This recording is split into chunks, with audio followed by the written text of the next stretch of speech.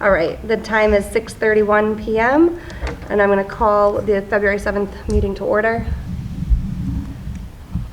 starting with our consent agenda. Did everyone get a chance to read the minutes for January 17th? Yes. Any thoughts, comments? I already edits? made an amendment via email. That's been noted. Do you want to share what it was? It's just at the top, names.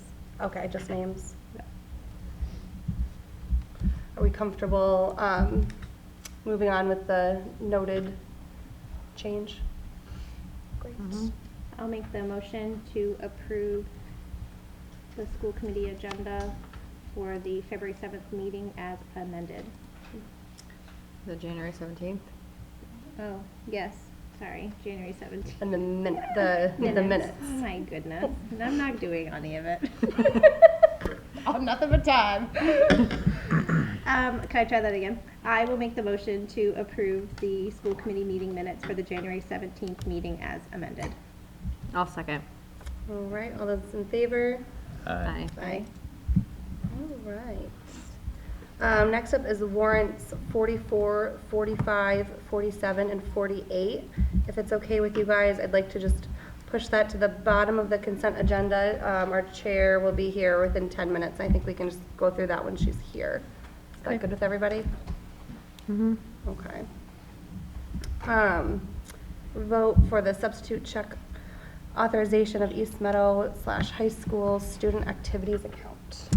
So, I wish I had thought of this last time. If you recall, I put a request in to authorize Brad and Lisa to vote, Brad and Lisa to have authorization for the checking accounts for the student activities accounts. I'm requesting that the committee votes to add me to those so I can be a signer. So for example, there needs to be 2 signers on every check. So if Brad had purchased something and was being reimbursed, instead of Lisa signing it and have to get to Steve Nally or somebody else, I could then sign it. And I'm no longer a signer on the junior, senior high school one. So I did talk to Steve Nally and he agreed that this would be a good step. So apologies that I didn't clean that up last time, but that's the essence of the request. Are you also on the high school one? I'm not any longer. That I thought I already was on that. He said I was removed from that one, so I need to be added on back to both. that On one both. and to the East Meadow one. I don't have any questions. I don't either. You good? All right. I can make a motion to vote to accept Mr. Sullivan as a check authorization signer of East Meadow and the high school student activities accounts. I'll second. Great. All those in favor? Aye. Aye. Awesome. Thank you. Thank Seemed you. just like housekeeping to me. Okay. And then next is World Strides Florida trip, 2024 February break with Mrs. Dufresne. Yeah, so Let's I'd hear like about something Mrs. sunny. Dufresne to come up. Yes, please. Right here? Yeah. Okay. There's great. All right, so I don't know if you all have a copy of it, but I did make copies for everyone just in case, if you guys want a paper one to kind of take notes on. Paper's great if you don't mind. It should be in the folder. It is in the folder. The presentation overview, right? Yes. So, you. yes, but it also has a couple of the pieces of paperwork that World Strides gave me as well. Great, thank you. Just so you have numbers to put in front of the words, I guess. It makes it a little bit easier. So back in 2019, I had a trip scheduled. I went in front of the school committee in 2018. It got approved. We did a year of fundraising. We were supposed to go in April of 2020, and it got canceled due to the pandemic. We were so close, we almost made it, but it got taken away. I had 44 students going, well, 4 parents, so 40 students and 4 parents going. And we unfortunately had to cancel, and so now I'm looking to put it back and offer it back to the students. So that was going to be our trial period to see how it was going to go, and then possibly something that we could offer every 2 to 3 years for the student body so that everyone gets an opportunity to experience it. So we would leave on February break of 2024. We would leave on that Sunday and return on that Saturday and return on the Wednesday. So they would still have Thursday, Friday, Saturday, Sunday before we come back to school. So it would be part of their February break. And when I first did this back in 2020, Stephen had asked me to make sure that it was during a break, whether it's February or April, just so we weren't taking them out of school. So this is what works for me and my family, to be honest with you. If February break works better for me than April, because my husband's laid off in the winter. So it's perfect for us. So that's why I was proposing February break instead of April break. So if you look at the, I kind of gave you some details and background information on the front. The original price is $2,739 per student, and that's if we have 35 full paying participants. World Strides is seeing an increase of the amount of students that want to go because they're ready to go and they've been held back for so many years. So they don't foresee that being a problem. I don't foresee that being a problem, but should it be a problem, that's the bottom or the last paper that I have. So the price does increase if you don't have 35 full participating or full paying participants. So if you have less than 35, then it increases by $10. Like if you have 34, if you have 33, it increases by $21, and that's per student or per full paying participant. So they gave me a scale because when I met with Stephen and talked to Stephen about it, we were trying to look at all scenarios in this situation. Should we not get the 35? How much more is it going to increase? Because that's not fair for the 25 that said that they wanted to go. So we were trying to look at different situations that could arise from it. As far as the chaperones for that, World Strides does a 1-to-15 ratio, and I know back in 2020 it was a 1-to-10 for Granby. So we had 4 parents going in 2020, so they were willing to be our chaperones, and they had a query and everything. So should parents want to go, we were going to also ask them if they would mind being a chaperone, and if they didn't, use them also as a chaperone, if the school committee is okay with that. If that's not something that can happen, we can pay for the next teacher or another teacher to go. It would just have to be that teacher paying, or we would split 3 of us 3 ways and make up the cost that way. As far as the deposit, it's $49 non-refundable deposit without insurance.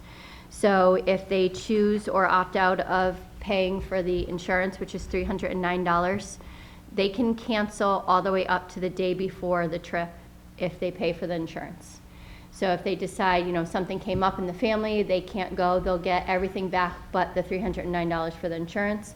If they sign up and they decide that, we just don't want to go, then they lose $49. So that's the way World Strides sets up their contract with the families that sign up. The price does include transportation to and from the airport, so they will send a bus to the high school to pick us all up. They'll bring us to Bradley Airport, and then they'll send a bus when we're coming home and bring us back to the high school, so parents don't have to drive them anywhere but to the high school and back. This also is our plane tickets to and from, all hotel accommodations, all excursions and transportation, 24-hour emergency support, medical support I should have put there. It just says support, so it's medical support. So should there be an emergency, or I have a question about a student that I have, obviously we will talk to the school nurse, but if the school nurse is unavailable, then we can talk to a World Strides doctor that's on call 24/7. But obviously if it's a true emergency, we're calling 911. So, but they do offer that through the program. There's also opportunity to earn school credit, so they can get college credit or school credit. So it really depends on how we want to work that into the program. And then they have field journals, evening activities. They are also going to have accident and health insurance through the program, through that cost. So if anything happens while they're there, the World Strides picks up the cost of that injury, or if they had to go see the doctor. And then one of my favorites with this company is they have night chaperones in the hotel. So when we go back and we've had a long day, I get to go to sleep and not worry about who's sneaking into whose room, because there's a hotel monitor in the hall watching and making sure everyone's staying in their room and they're going to sleep. So that was one of my favorite things about this program. They also offer online educational activities, and all meals will also be paid for as well. So I think, I thought it was a great price for what they're offering, because just the flight to Florida and back is very expensive. So that includes swimming with the dolphins, going to the turtle hospital, going to the mangroves and kayaking. And there is more. It's on here. Hold on. Gives the day by day. Key Largo, snorkeling, hiking on the trails. They also do dissections as well. So they'll do an invertebrate dissection with squids. So they offer a lot for the kids to do. So that includes all of that. And then we also have adults at these excursions. There's 2 to 3 people, I was told when I talked to them, at these excursions as adults that are also there to help monitor our group. And we always have a guide as well, plus the bus driver. So even though it would be possibly 2 teachers going, we always have 2 other adults with us at all times, because we have the guide and we have the bus driver as well. So I just want to throw that out there too.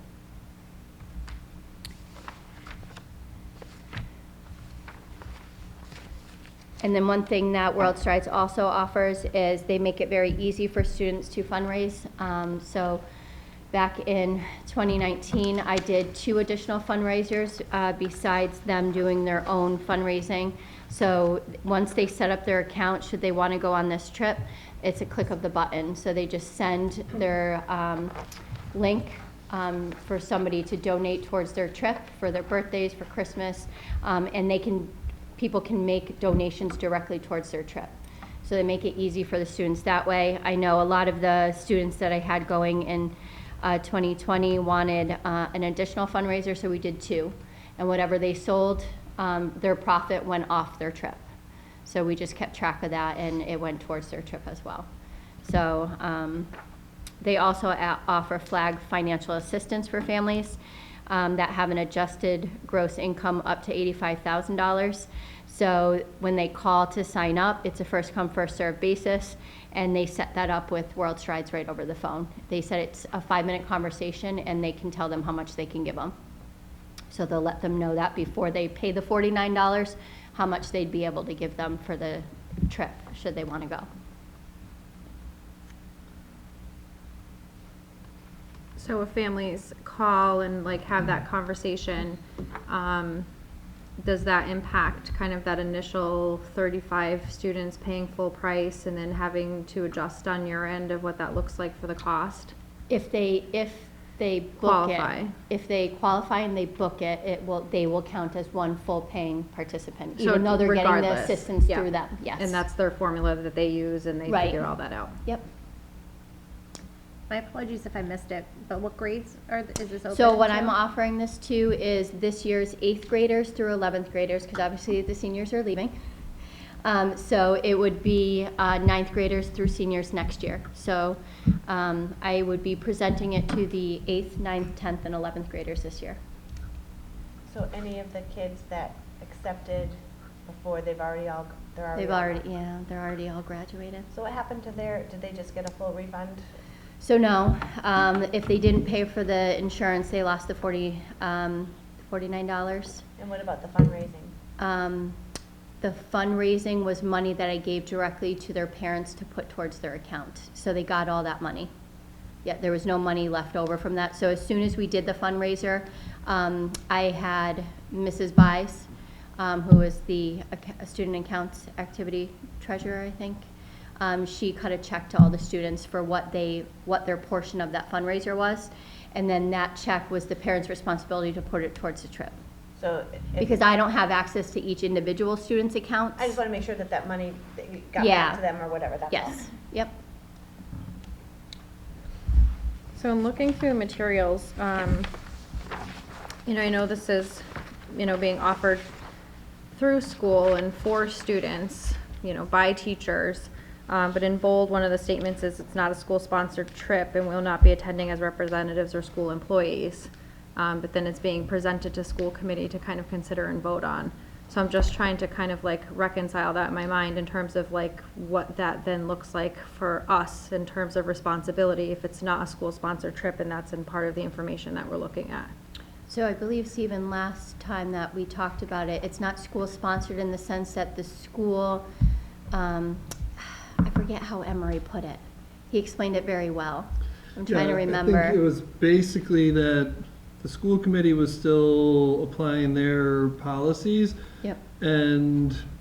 But like the school wasn't putting any money towards it. We weren't doing any Yeah. class fundraisers for it. The individuals attending were doing any fundraising or paying individually for their trip. So we won't be asking the PTO for any funding or anything like that. Like it, so it's not school-sponsored, meaning we're not getting asked the Funding.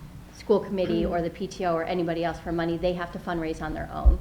So that's the way that we understood it, but we still follow the school guidelines and the school committee guidelines on what you guys want us to do as far as the trip goes.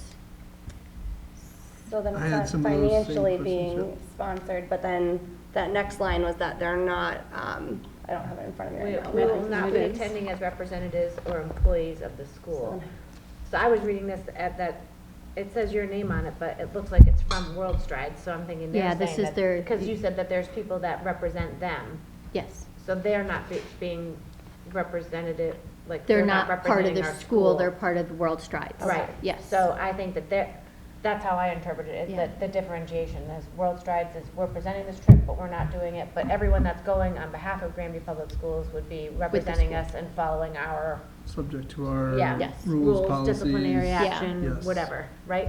Yeah, and so if we do have parents that want to be chaperones, they would still fill out a query, and any parent that goes will have to fill out a query, and that will be voiced to them at the parent meeting when they come, that if they want to come, they're more than welcome to come, but they would have to fill out a query and go through anything that they would if they do anything with the students at the school. So I had those same questions last time and I asked them again, and there are lines even in the policy that talk about school committee will only review for approval school sanctioned trips. The school committee will not review or approve trips that are privately organized or run without school sanctioning. So this is rehashing a lot of what happened last time, and that's the way that it was explained last time.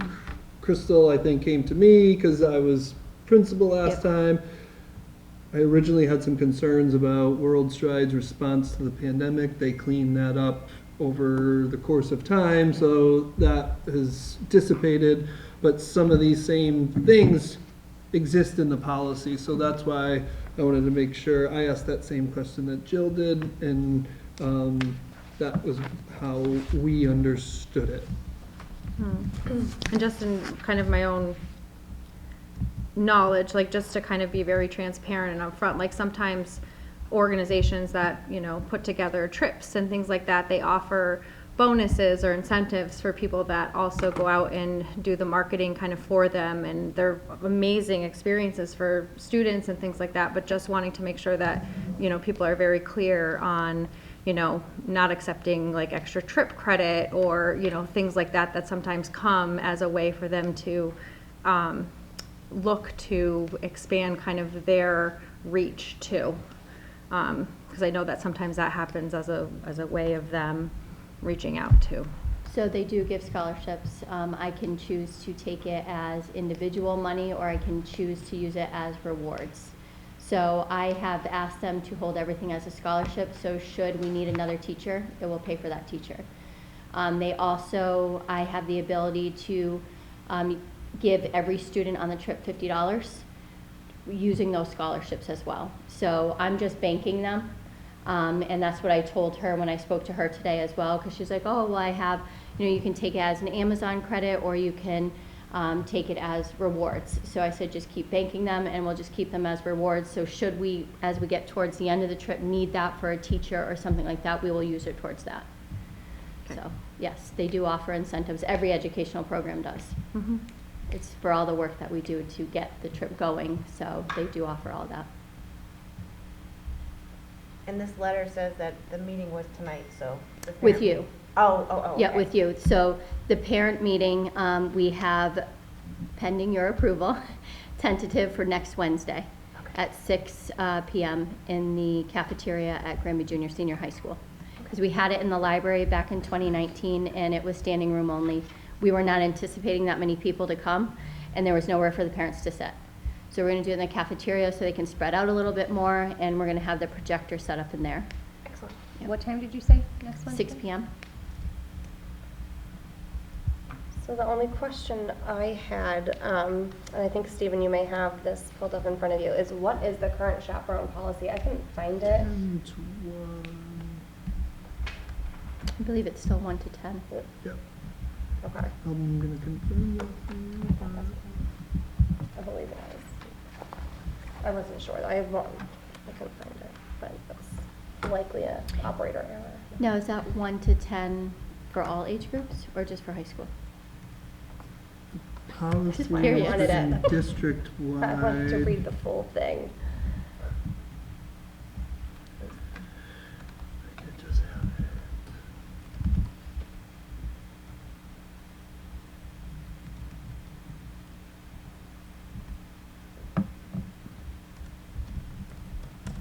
So this is February. Of 2024. Yep. Because they need enough time to fundraise. Policy IJOA. Yeah, it is IJOA, and There should be one chaperone for every 10 students. However, if there are fewer chaperones, each trip will be considered on an individual basis at the request of the principal. where have you seen that? Is that under foreign trips? Page, What did you say? IJOA? yeah.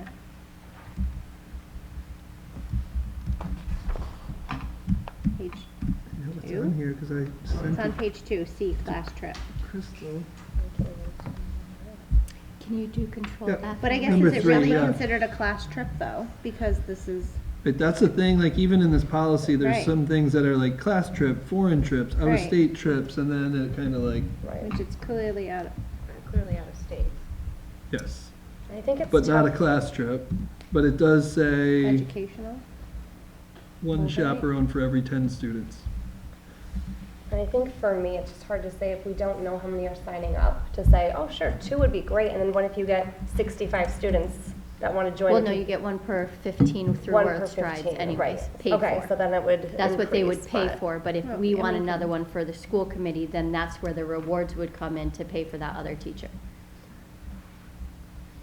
Or parent as a chaperone. Well, Parents pay for themselves. yes, parents pay for themselves. Even if they're going as a chaperone. Yep. It's on the sheet, Oh, I guess I missed that part. 3rd page.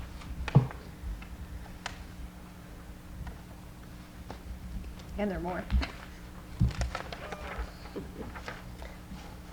Right, like even class trip, it says trip must include at least 40% of the class, but it's not a class. Right. Right. It's for class, so.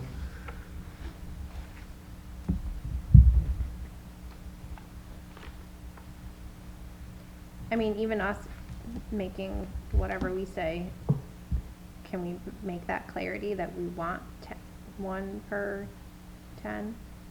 I think we could, however we make the motion, we can make it read however we want.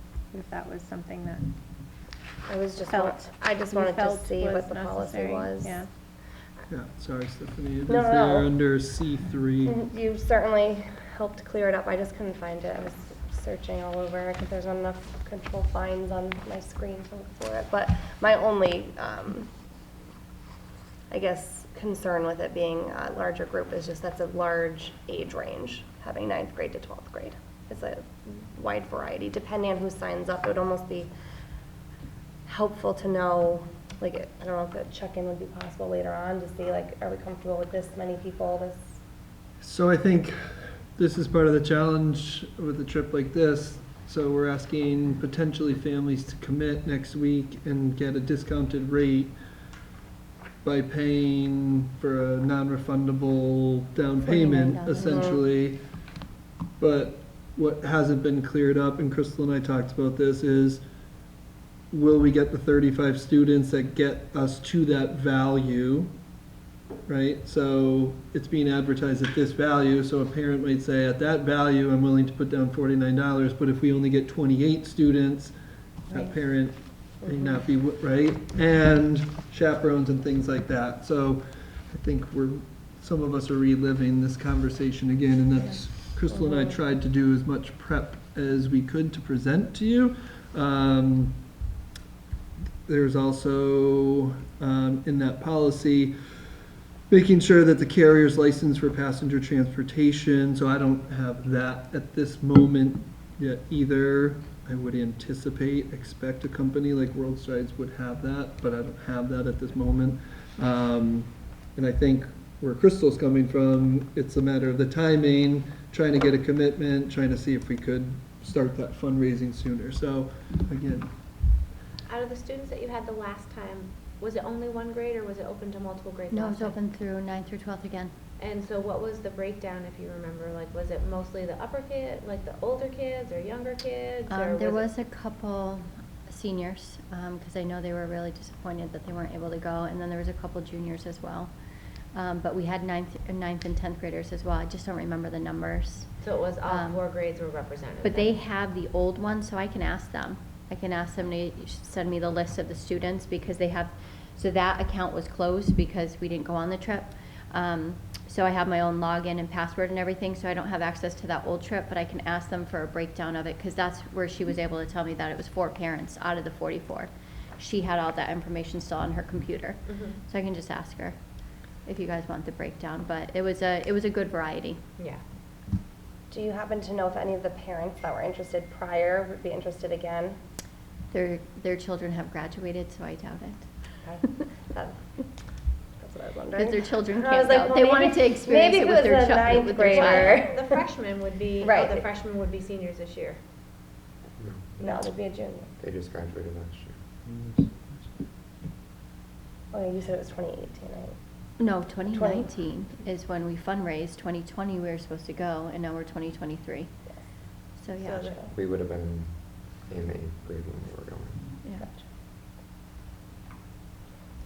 Well, you never know, they have siblings. I wasn't sure if anyone was maybe, still interested. I'll look again, but I believe all of them, their child has graduated. All right, well, those are all my questions. I remember when we voted, I remember the discussion when we had it the first time. Yeah. All right. The only other thing I thought of is that full refund program, an additional 309, does that go towards their full amount? No, that's Or what they that's in pay in addition addition, just to- like if we go on a trip and, we have to cancel or something, we Yeah. don't get that back, but you get the rest of the money from the trip back. Right. I know I asked this of you, Crystal, and I'm sorry if you sent it to me already or said it. We had a discussion when we first met about that $49. If people were to put that down next week, and then 6 months from now, you only had 12 kids, and you're saying we just can't run the trip, Yeah. do they get refunded that, or is at that point that $49 is gone even if the trip doesn't happen? So when I talked to Amber from World Strides today, she said it's based on a percentage. So the closer you get to the trip, the less money you get back. Okay. So if they cancel a month before the trip, and they pay the 309, they'll get all of it back but the 309. But if they didn't pay the 309, they only get a certain percentage. And they have another sheet kind of like this that does the breakdown depending on how close to the trip they cancel. Yeah, I was just So it wondering is a if- percentage, If it's they not. committed the $49 and then you decided, we just don't have enough interest, we're not gonna run the trip, Right. do they get that $49 back because then the trip isn't happening itself? Right. I can call Amber and And I ask knew her too. we had talked about that, but I never followed up, I apologize.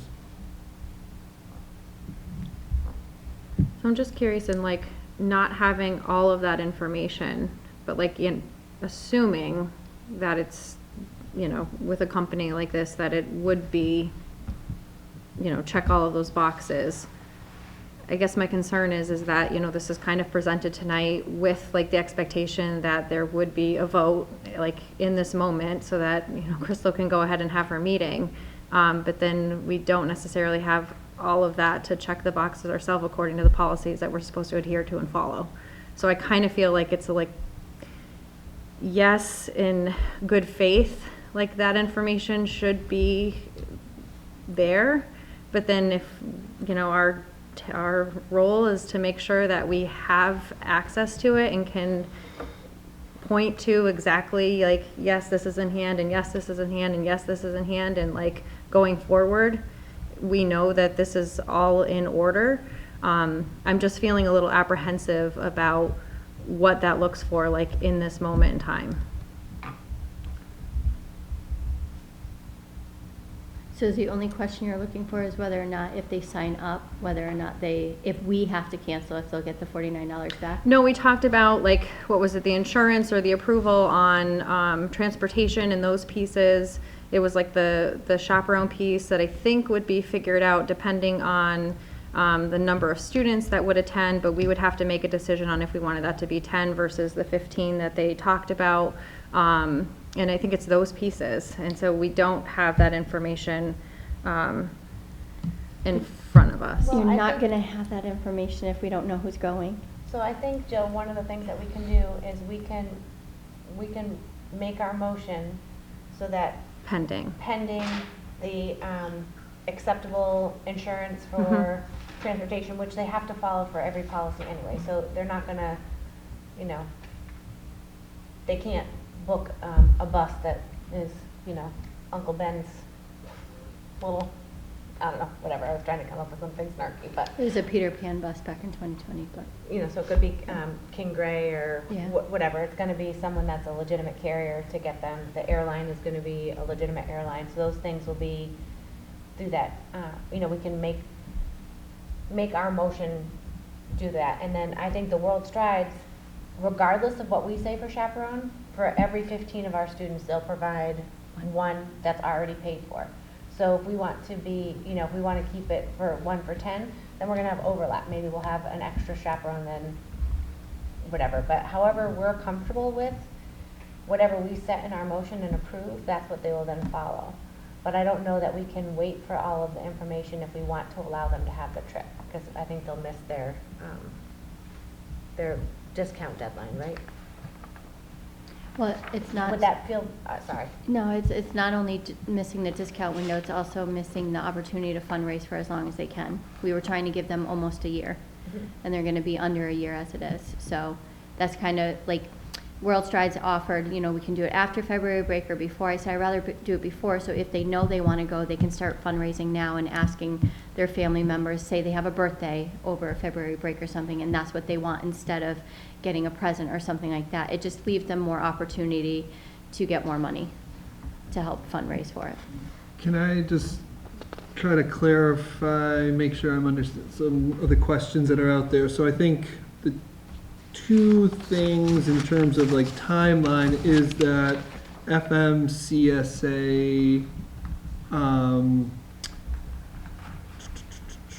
certification, right? And then is that $49 refunded? If we have to If cancel, because we don't have enough to people. cancel for enough. I think the chaperone stuff, as we know more, right, our policy says 1 to 10. Should this committee want to go 1 to 12 or 1 to 15 at another date, I think that would be within your purview. But are those the only two questions? Because what I can try to do, I can try to work with Crystal to get those answers before next Wednesday, and then I can give the information to I just you. want to make sure that we're, like, for me, it Yeah. just feels like everything's happening quickly, and sometimes that tends to happen because, you know, things need to occur because other things need to happen as well.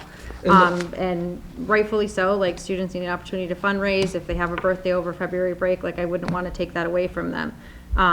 But at the same time, I just want to make sure, like, to do our due diligence to make sure every box is checked in terms of what we should be doing as well.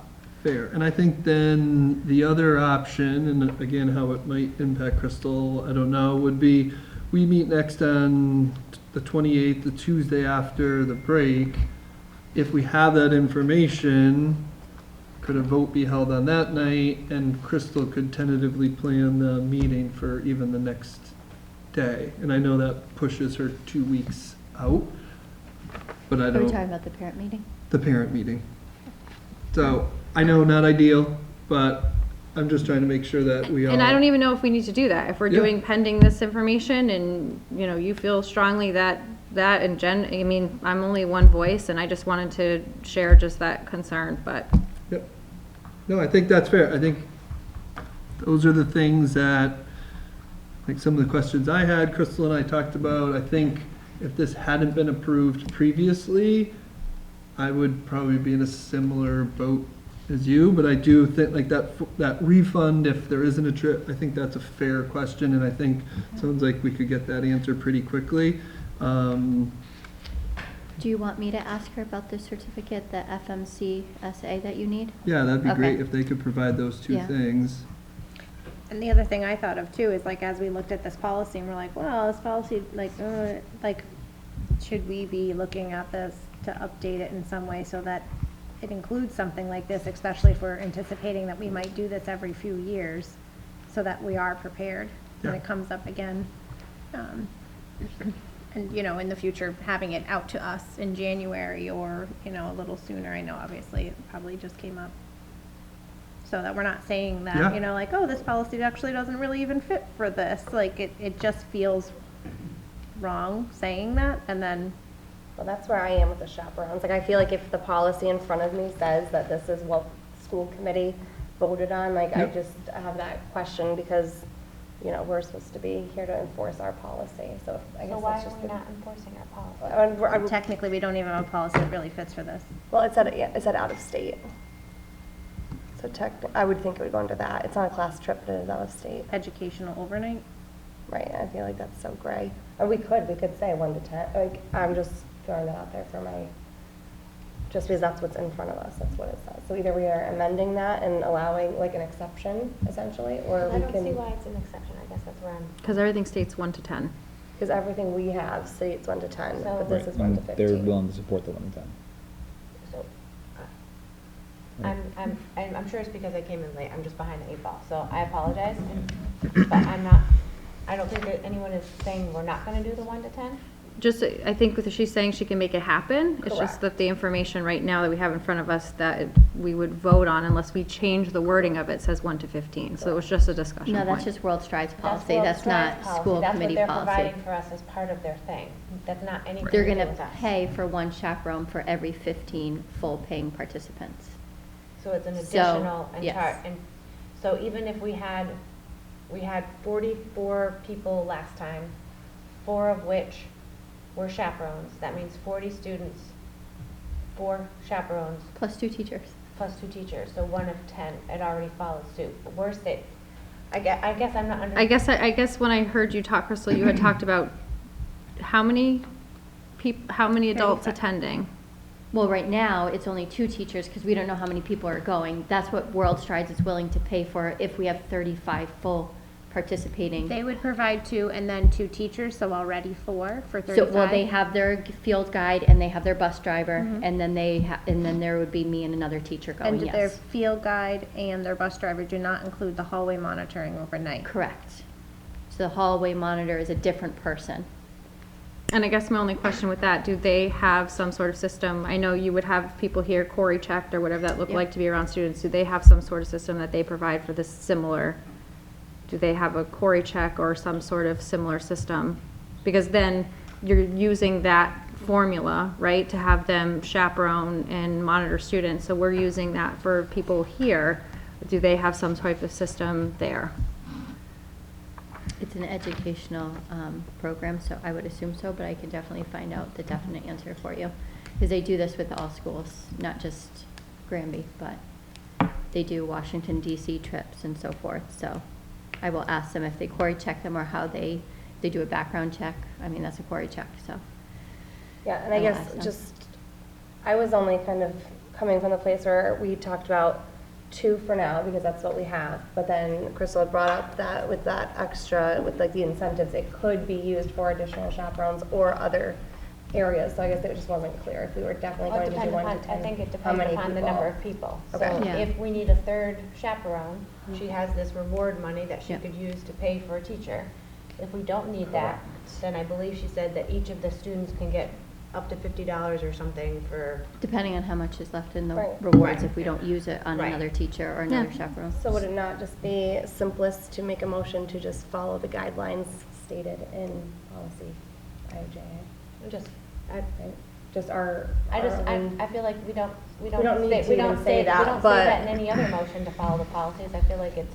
I feel like there's a little more That's assumed. gray. Right, it is assumed that assumed. we're- It that is. When we approve a trip, we're assuming that they're going to follow the guidelines. But I Right. do understand if we want to put parameters around it based on numbers, that we want to make sure that, you know, if this trip is to happen, we want to make sure that it's 1 to 10, or 1 to 12, or 1 to 27, or 1 to 115, whatever the number is, we can clarify that we want that to be Yep. there, because it feels like there might be some question on how the policy reads. And then we can put it on our agenda for further business for the next time you guys have a policy subcommittee Yeah. meeting to discuss it. But I guess I'm just coming at it from Yeah, and that was probably my misunderstanding too, about the 2 and the 2 and where Yeah. those numbers were because coming as from. it is, if we get 2 of their people for 35, that's not 1 to 15, because that would be 30, but they're saying if you already, At the minimal, they'll do Okay. 1 per 15 full Okay. paying participants, at a minimum. so, Yeah, so, I guess I don't know where we want to go from here. Do we want to make a motion with contingencies? Do we want to hold it off until our next meeting? Do we want to, you know, get specific information? I'm not really sure where we're landing on this. So. The challenge is if we wait, our next meeting is after the cutoff for the discounted rate. So if we're concerned about a $50 not being rebated, that's gonna become a larger dollar value. Right. And, I mean, I'm not wealthy by any means. $49 is not gonna destroy most people. It's 1/2 of one extra trip to Target for me. I wish that was my trip to Target today. I was like a quarter. But, you know, I think that we're all on the same page. I think it was just, and I apologize, like, there was different ways of reading it, and then with the policy too. I think that we're all in the same wavelength. It's just with unknown numbers. They'll be adjusted accordingly when we get to that point. Right. Great. And again, making sure we're doing our due diligence Mhm. too, like it's that. Yeah. Which I think if we follow up with those questions, then I'm fine, so like, just, Same. I can probably have an answer for all 3 questions by tomorrow. Actually, I'm calling Amber when I leave here to let her know what the decision was. So I'll just let her know that I need the answers to those, and I can possibly send them to you tonight if she has them on her computer at home. If she doesn't, or if she needs to find out about the quarry, because she's a representative of the company, so I don't know if she's gonna have all that information. I would hope so. But just in case, Give her a I'll little at least time. get her on it so that she can send it to me. And I'll get it to you before the meeting, but I know your next meeting is the 28th. I mean, Road Strides is the name of it? Yes. Yeah. I would be fine with, if we wanted to do a vote, like just pending that information. Because again, like I don't think, again, like some Right. unreputable company is going to come pick up students and different things like that. And I would assume they would have some method of, you know, vetting people that were working with students, you know, those types of things. I just want to make sure that we're aware of what they are and to know that we've had those discussions. So, Well, it looks like for the most part, their class leaders and stuff like that are actual teachers, administrators, faculty members, and coaches for school already. So the odds of them not meeting that criteria would be small. the bus As far as the drivers core too. rating. Well, I don't know about the bus drivers, Don't but- bus drivers have to be quarried anyway? Typically. Yeah. And, well, Well. yes. Massachusetts. In I was gonna Massachusetts, say, but I don't Florida know. Florida is another Florida question is, entirely, but. All right.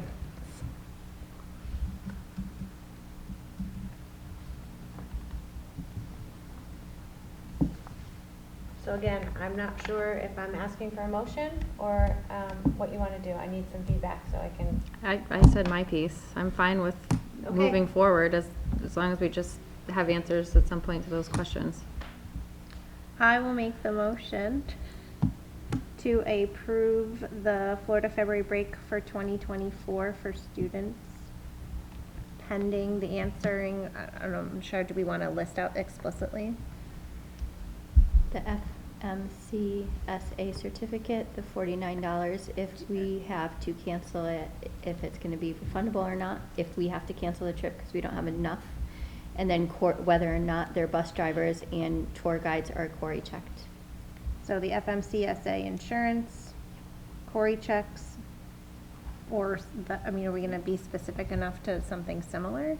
Like, Or how they background their, or. slash background Or the checks? Yeah. equivalent. Or equivalent. Right.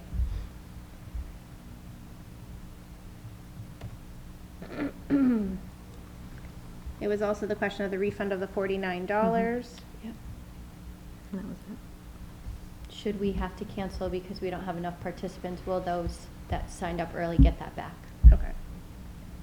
Should we have to cancel because we don't have enough participants? Yeah. We good?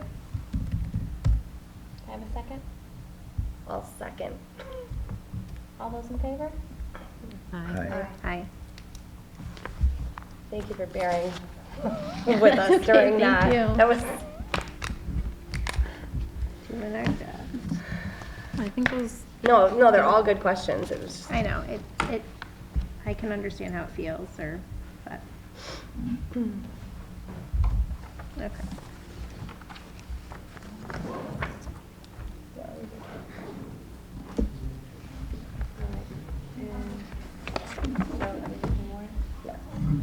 Okay, warrants 44, 45, 47, and 48. Any questions or comments on those?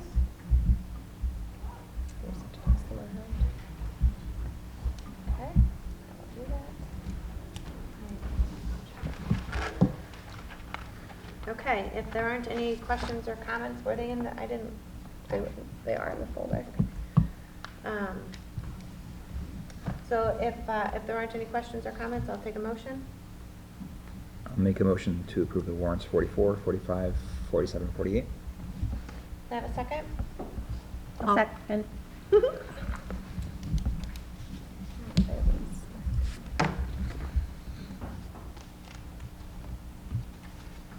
Okay, all those in favor? Aye. Aye. Aye. Okay, next is junior varsity volleyball program. You want me to bring everything? Sure, might as well.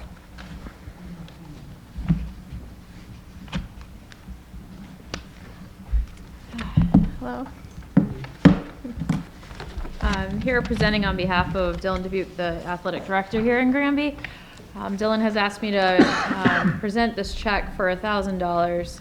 Sorry, are we presenting on the Junior varsity. junior varsity? Scratch that. I am presenting on behalf of Dylan Dubuque for JV boys volleyball. It would be adding a second team to the programming. We're looking at 18 to 20 participants right now to be signed up. We are in our fourth year for boys volleyball here, and a good problem to have. Our numbers are growing. We do anticipate some small costs that come along with that. We would be recycling, repurposing the uniforms from the varsity down to JV, and we would incur a small stipend for a coaching payment in the amount of $1862.72 if it's a first-year coach.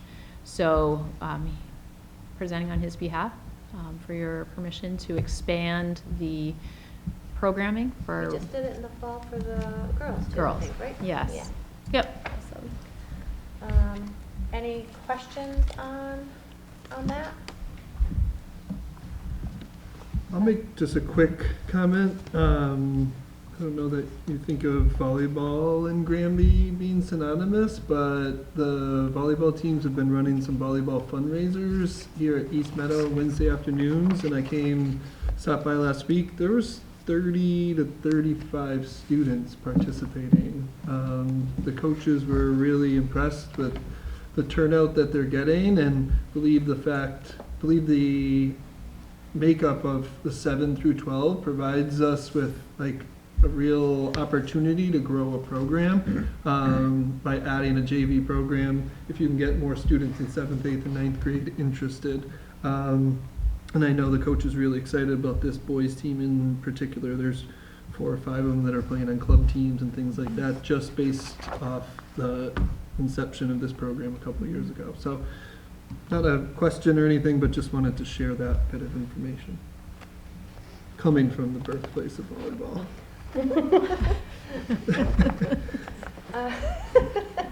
I was waiting for that. Really was. Thought somebody did That was ask, so delayed but- for me. I was like, wait, what? Sure. We're in Granby. Well, Well, I'm no. from the birthplace of volleyball, I'm like, so kudos. Any questions or comments about this? My only one is that the athletics budget can accommodate the additional stipends and for the coach and for uniforms. The uniforms will be repurposed from varsity down to JV. And the next thing I have on my list is something that will help offset the cost of purchasing the new uniforms. Okay, In addition to the fundraising. all right. And we'll have additional user fees by adding the Right. JV. Yes, Yeah. we And the user- anticipate an now, do the increase. The user fees help for coaches and stuff too? Yeah, it offsets officials and coaches. Excellent. If there aren't any additional questions, I'll take a motion. I'll make a motion to approve junior varsity volleyball. Yeah, easy. Boys, do we have to say boys? 'Cause last time it was girls. Yep. It doesn't say it there. But It is boys, though. Oh, I think we just say boys. Okay, fine. I'll make a motion to approve boys junior varsity volleyball. Excellent. I'll second. Can, we already have the I motion. had to redo it like 3 times. So. All those in favor? Aye. Okay. This one you did. Okay, and so the next one? So I stand corrected. I have to get with it. I'm sorry. I feel like I'm out of the world of athletics a little bit. The check here I have is presenting on behalf of Dylan Dubuque, our current athletic director. It's actually for boys lacrosse. Oh. So we are looking to have a $1,000 check donation from Dave's Natural Garden that is specifically being donated to the boys lacrosse team. So I'm here to seek your vote to approve this check. And I believe the funds for this is going to strictly to the team, but they usually can choose what they would, do with it. Sometimes we don't provide practice jerseys, and that's something that is a trending thing among teams, but I can't quite say for sure what they would be doing with the expenses. If there's not any questions, I'll take the motion. I'll make the motion to accept the donation for boys lacrosse. Yep. The $1,000 donation for boys lacrosse from Dave's Natural Garden. Thank you. Can I have a second, please? I'll second. All those in favor? Aye. And a special thank you to Dave's Natural Garden. That's incredible. We appreciate that.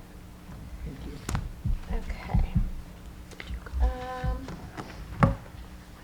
All right, next is visitors' comment. Any citizen wishing to speak before the committee must sign in with the administrative assistant prior to the opening of the regular session of the school committee.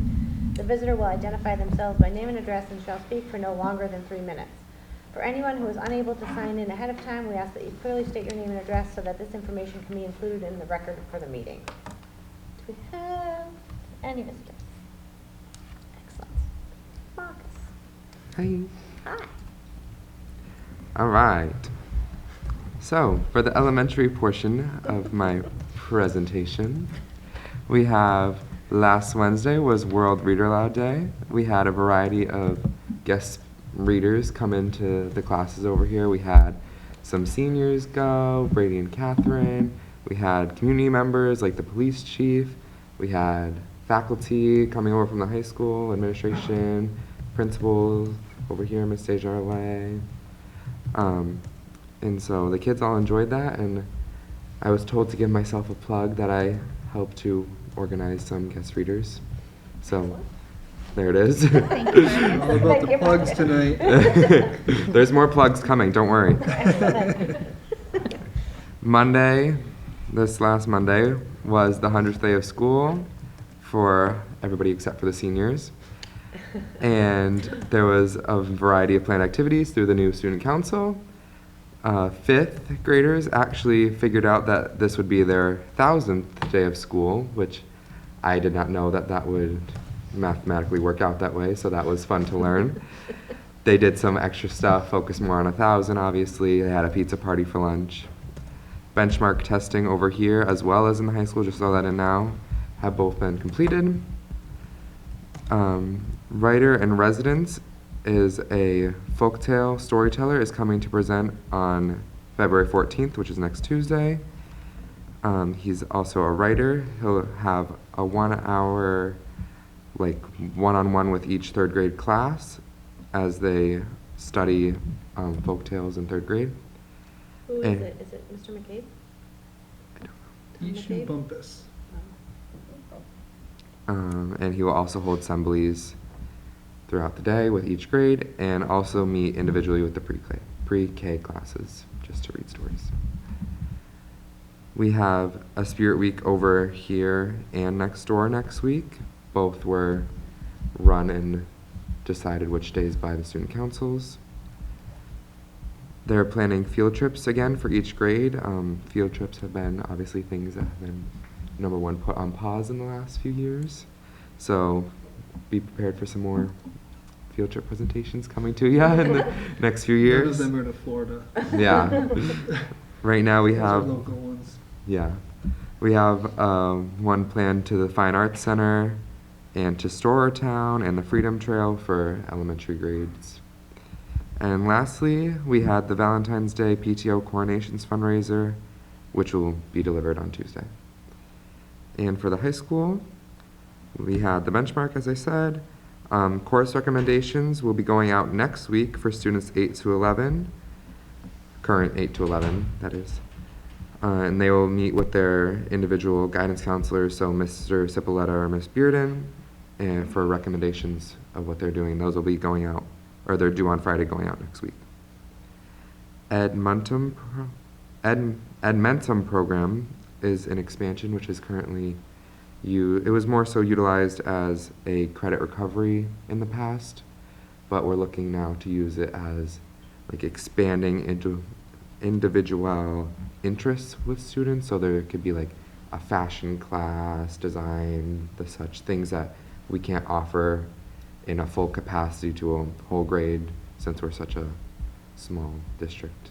We wouldn't have enough people interested in certain things, but it would be run in the same fashion as like a work-based learning, dual enrollment program, where they would either leave or have a set time in their last few blocks to work on their online courses. Again, students could work with their individual grade advisors to see which kind of courses they'd be interested in, available for them, what they could do.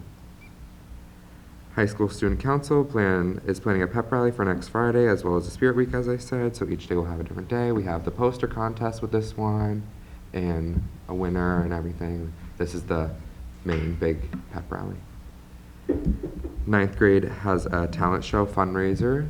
They need to have signed up by the end of the month, and it is March 10th, I believe, is the actual show. And then we have Chess Club, which is being run by Mr. Greeny. We have a lot of participants joining that. It's on Tuesdays. Esports is up and running for the spring. On January 20th, we had our cotillion at Boathouse in South Hadley. I personally think that it was the best cotillion I've been to in the 3 cotillions I've been to. It was incredible in there. They did a great job, staff and Miss Funk, planning, student council, decorations, all of our chaperones, all great. We have the weight room expanding. The flooring has arrived and we're getting squat rigs. Again, Mr. Greeny is taking that on with some students to help expand and build that out. It'll be currently it's in a very small like corridor hallway. I don't really know how to even explain the space, but it'll be moving out into a portion that was previously occupied by Granby to Go. The Accuplacer will be held next week on Monday and Tuesday. It'll be in the gym, and we have representative from the Acuplacer coming to Proctor, as well as Miss Falsetti, who's a sub and one of my personal favorite staff members over at the high school. She's great. It's a great opportunity for kids going into 2- and 4-year colleges, as well as just in general, we can see where students are at. Most colleges require that you take the Acuplacer as a way to see where you're at, what kind of courses you'll be taking, and in most cases you would have to pay for it, but in this case it would be for free to us. So it's a good opportunity to save some money in preparation for college, and the scores are good for up to 3 years once you take the quiz or test, assessment, whatever you want to call it. So juniors and seniors could use the scores if they choose to when applying to schools. Senior night, last night for the boys basketball, was great. There was an incredible turnout. It was packed, absolutely packed. We had the juniors doing the beanbag toss fundraiser, and they had an eye black stickers that they had custom made selling. And the seniors are currently running a calendar fundraiser. Each day has a different raffle you could win every single day. It's $20 for each calendar, so we were selling there and selling up until the end of the month, and we would start pulling each day in March and announce the winner. Theater class, which is we had in the past, it went away for a little while, now it's back, so they're planning to perform Aladdin for the elementary students. And lastly, the AP program as a whole will be growing out to 10th graders, so they will have the opportunities. Usually it's more geared towards juniors and seniors. Some sophomores can get involved, but it's going to make it easier to get more involved into more classes, which is great. Colleges love AP classes, of course.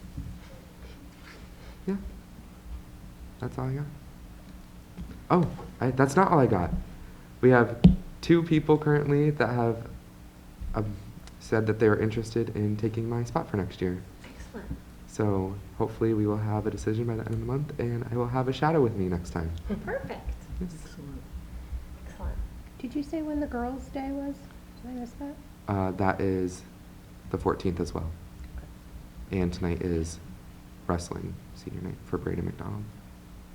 Swimming was last week. Swimming was last week. Hockey was Saturday. Yeah. Before. It's crazy. All the things. We're on the down end now. You scheduled that, Marcus? Yeah, I did. That was me. That's my card. That's a shot, huh? It's time to go. They're waiting for you. God. I'm not leaving yet. I'm gonna stay for the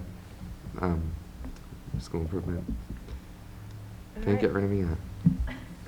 We don't want to get rid of Oh, you. quick question, Marcus. Have you met with the East Meadow Student Council yet? Oh, yeah, remember you I guys- have. You have? Yes. So I went to the one in January. It was just me, so I was able to help plan, throw out some ideas for their Spirit Week and what kind of other, I got to introduce like what we do over there, what junior student council look like, what high school student council looks like. They seemed to really like that I came, and they had lots and lots of questions for me.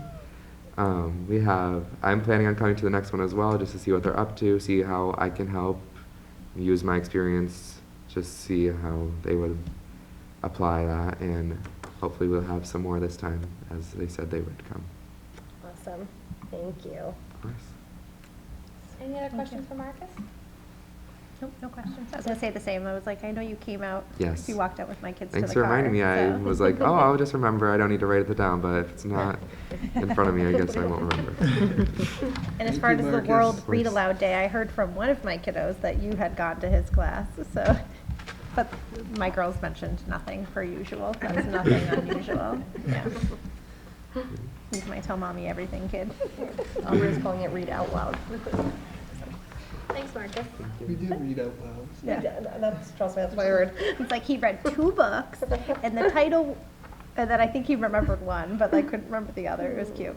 So, It was great. It was a lot of fun. no. All right, next is school improvement plans for the high school. Ms. Jordan? Would you like to present it? I'm gonna go with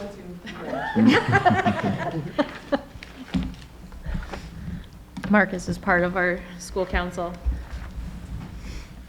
So, I asked Jackie to send you the version without the word draft on it. Just took me some extra time to figure out how to remove it. I put it on there, I couldn't figure it out. But you should have the new one. If you hit refresh in your folder, it'll probably pop up. If you're wondering where the other one went, she probably removed it. Yes? Okay. I had already downloaded it.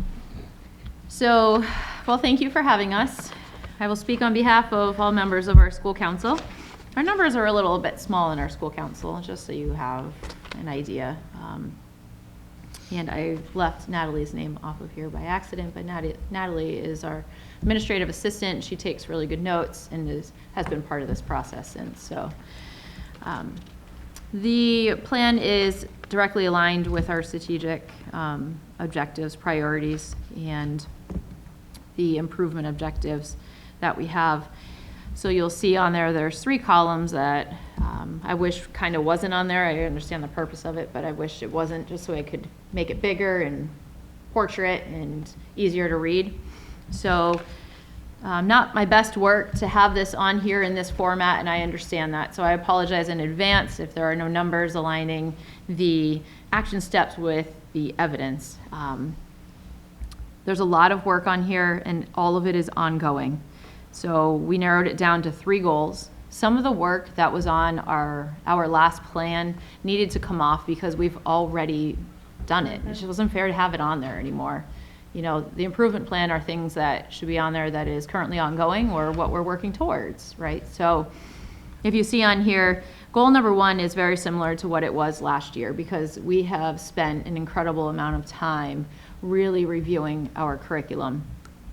And I guess one big takeaway for goal number 1 is the work that the people responsible is everybody, right? So that's another column I'd love to do away with because everyone's responsible for this work, whether it's the paraprofessionals, the teaching staff, the curriculum director, the administrators, everyone's responsible for this work.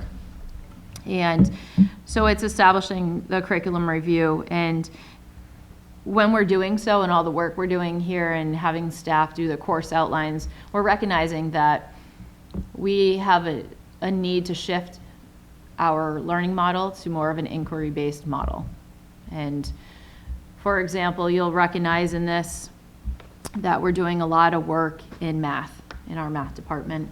And not just math though, but science. And it seems like we're in each department, we're doing bits and pieces. So for math, we are working with the math department, and aside from just reviewing what we're currently offering, like we adopted a new curriculum in the junior high, the illustrative math. And along with doing that, you have the natural steps of providing professional development and doing those things. And it's ongoing, right, support for the math teachers. Allowing, one of our new teachers time to learn illustrative math, right? So if they come in as a science teacher and they're teaching one outside of their license and they assumed a grade 7, we need to support that teacher and say, we're not just going to throw you in it, but we need to support you and learn how to, use illustrative math. So our junior high is shifting towards illustrative math. Our high school is shifting towards this inquiry-based as well. So you'll find with that, when we have a big ask, we need to support them in that ask, right? So they need training. So they're doing Desmos training, they're doing training from Andrew Chen, and those things are ongoing. So there's a lot of work that is happening, and I just named, that one department. Science, we're shifting towards biology, towards an inquiry-based. We've already shifted physics, so here we are with all of our other departments that are falling in line, right, for this type of work. If you're thinking, what is it? What does that mean? Inquiry-based, right, it's investigatory work.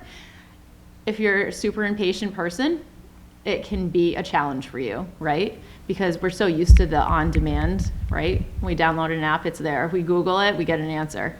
And it's really cool to watch students engage in deeper learning because they can't solve it right away. That's the purpose of it though. It comes with steps. So they're forced to learn. So if you're curious of like what that inquiry based is, it's really investigatory, exploring, engaging and using higher order thinking and forcing them to be thoughtful about it and learn it, as opposed to Google what's 6 times 6 and then, you know, Siri spits you out, you It's know, more your applicable to response. real life. Yes, and it's really cool to watch it, but participating in some of the trainings over the summer, wow, it's a lot of work. So we're asking our staff, right, to switch how they've been teaching towards these models. And it's not something that can happen overnight. This is something that will be on here for next year. And we're recognizing that if we are asking them to do this, you know, as leaders in the building, that we need to back them and support them. So being patient with that learning shift, because if you're a veteran teacher and you've been teaching here for 25 years or in the world of education for that long, sometimes you can get set in your ways and you kind of have to undo that and kind of start all over again. And I'm telling you, being part of some of these exercises in one of the labs, I broke every rule. I had zero patience for it when I was there over the summer with your wife. And I sat there and I was cheating because I wanted the answer so fast. But the cool thing is, I learned the process behind it and how to get there. And then I was like, oh, this all makes sense now. So it takes time. So it's really cool that you're starting to see some of these shifts in the learning here in our school. There's so much more on there under goal number 1. But that was one of my favorite parts, just so you're aware of some of the ongoing work. You'll see some redundancy with goal 1 and 2. And the big difference between goal 1 and 2, and I think this is my favorite, and I've shared this with Marcus too, and because I've listened to Marcus a lot, we meet often, pretty often, right? Once a month at least. Yeah, once a month. Besides just seeing each other and saying. Good morning. Yeah. Yes, every morning with Eva. And so I'm really hearing what he's saying, because student voice is a real thing.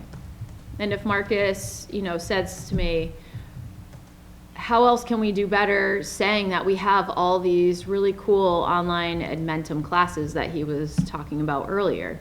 He's like, how can we talk about those things? How can we put those out there? And just something like that. Like, it's not on my radar, but it is now because he mentioned it. So I really appreciate the time and those check-ins with Marcus, because he talks about things that some of these things aren't on my radar. So, you know, he raised a really good point. You know, how can we as a school, being so small, be creative? And this is one of, like I said, it's one of my favorite goals. And how can we be equitable for everyone? So it's for all students, not just the high achieving students. I'll get there and talk about what we can do for those students, but to make sure that we offer things that all students can take. And I think about one student in particular last year who enrolled in, you know, didn't want to take a class here and was like, I'm kind of stuck. I was like, well, what do you want to do, you know, when you grow up?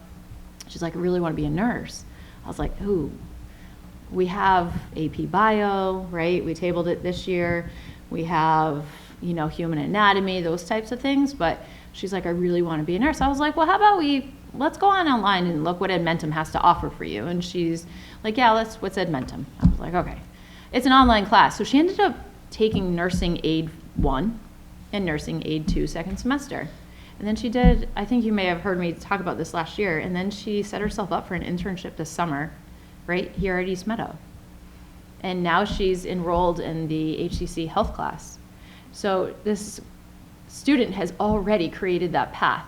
When Marcus and I, when we spoke earlier about this, that's the purpose of this program, aside from credit recovery. How can we give, you know, the student that's a senior girl that's really interested in cosmetology, let's sign her up for it. We don't have the tech wing, but there's certainly creative ways that we can open up these options for our students. And as Marcus said, it would have to fall under, we've been doing this now for a couple years, but they've been one-offs, right? And they will likely still continue to be one-offs, you know, but for those students and being able to give, you know, these students the option, but we'll likely follow it with the F&G as he kind of discussed, and just be able to expand in that way. Any questions yet? I just have a comment. I think that's great because I think it helps like build continued like connections to school and like build on success that they may have, where they might not otherwise feel it in other areas, or maybe they do, but then it builds on additional ways that they might feel successful. And then if they're connected to school in that way, like if maybe there's attendance concerns, or maybe there's other concerns, like maybe the trickle-down effect of those things might also improve if there's that piece. Yeah, and we signed up for, we looked at what we were offering, and it has sign language, tourism, hospitality management, cosmetology, fashion design, as he stated. Like, it's really cool offerings, and, some of them will probably go unused. But we signed up for that program to have those tech options for students, because some of the other ones were just underutilized. So what do the kids want? So we ran a copy of the course catalog, and we're going to plan to upload that into their portal so they can see it. But we explained they need a bit of instruction first, so they know that that's not their course catalog to choose from for all their classes. So we met with Ms. Bearden, had that conversation, so we're going to make sure we're thoughtful about how we're going to implement that. And we're hoping to grow it. So I'm really excited for it. Other things, is another super exciting piece that we've been working on probably since last spring is our school we look at and did MTSS mapping, and that mapping shows where we're at for interventions, tier 1, 2, 3. And we know that we do a really nice job across the board, but there's an area here where right under the Structured Learning Center where here's 1, here's 3, right? It's like 3+ at the Structured Learning Center, but we're missing a little bit in the middle. And in the middle, that's where Charlene Corza and Jess Roy and Megan Shepard have really done a nice job of like, hey, what are your thoughts on starting a Bright program at the school?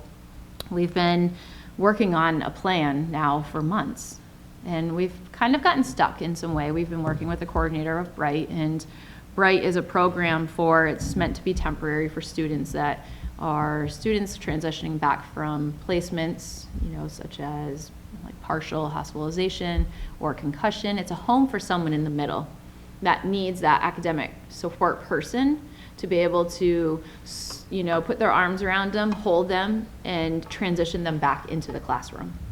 And again, it's meant to be temporary.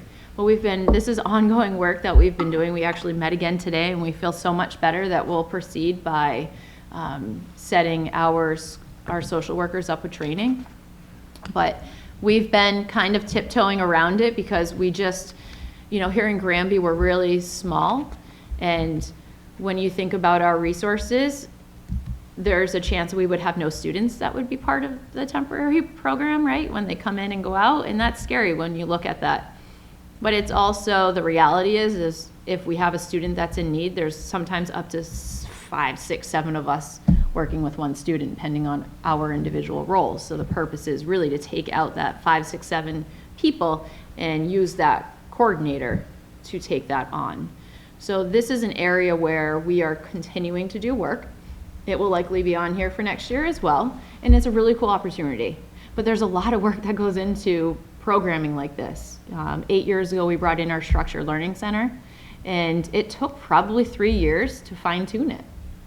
So there's a lot that goes into planning like this, and we just want to make sure we're thoughtful about our approach. And I'm sure there'll be obstacles, but we have a great team behind us, and we'll take the next steps to make sure that we make it successful. The third goal and the final is I felt like it was important to continue the discussion around the writing initiative in the district. That was something that we really started last year. It is ongoing work that we are using data constantly now, and IXL, I'm sure Marcus said that we just finished the benchmarks, and we're looking at that data and how we can use the analytics and share that out with staff so they start those individual conversations with not just the students but the parents on targeted intervention areas, like where did they go wrong, in it. And IXL is really pretty convenient. It maps everything out for you. So it's supporting the staff again in establishing expectations for them so they have something to look at. Because if you don't put those in place, we've learned, right? You have to put those in place in order to give a guide for your staff to proceed. But I would say it's really important that we adopted IXL and we're implementing it with fidelity, because it gives us, it's one source of data in addition to other data points that we have. But it's really cool to compare them, you know, from the beginning of the year to mid-year. And then, not that I'm super excited to look at the end of the year, but we'll run another benchmark again at the end of the year and then really look at it and then say, yeah, what went on in this area? Why was it this standard such an issue for us? How do we reteach this? You know, and I think having those discussions is something that, you know, has been ongoing in the district, but, you know, really committing to IXL. I didn't realize how important it was last year, but this year we're definitely honing in on this data and using it to our advantage. Data is an important thing, you know, that we looked at. We looked at the AP potential list this year too, that's on here, and sending letters out to families of using that PSAT data and saying your students should be signing up for these courses if these are courses that we're offering here at the school. So really looking at that and investing, you know, into our children that way, and just making sure we're looking at everything. So I didn't say everything I wanted to say, but it's all in there for some light reading. Does anyone have any questions?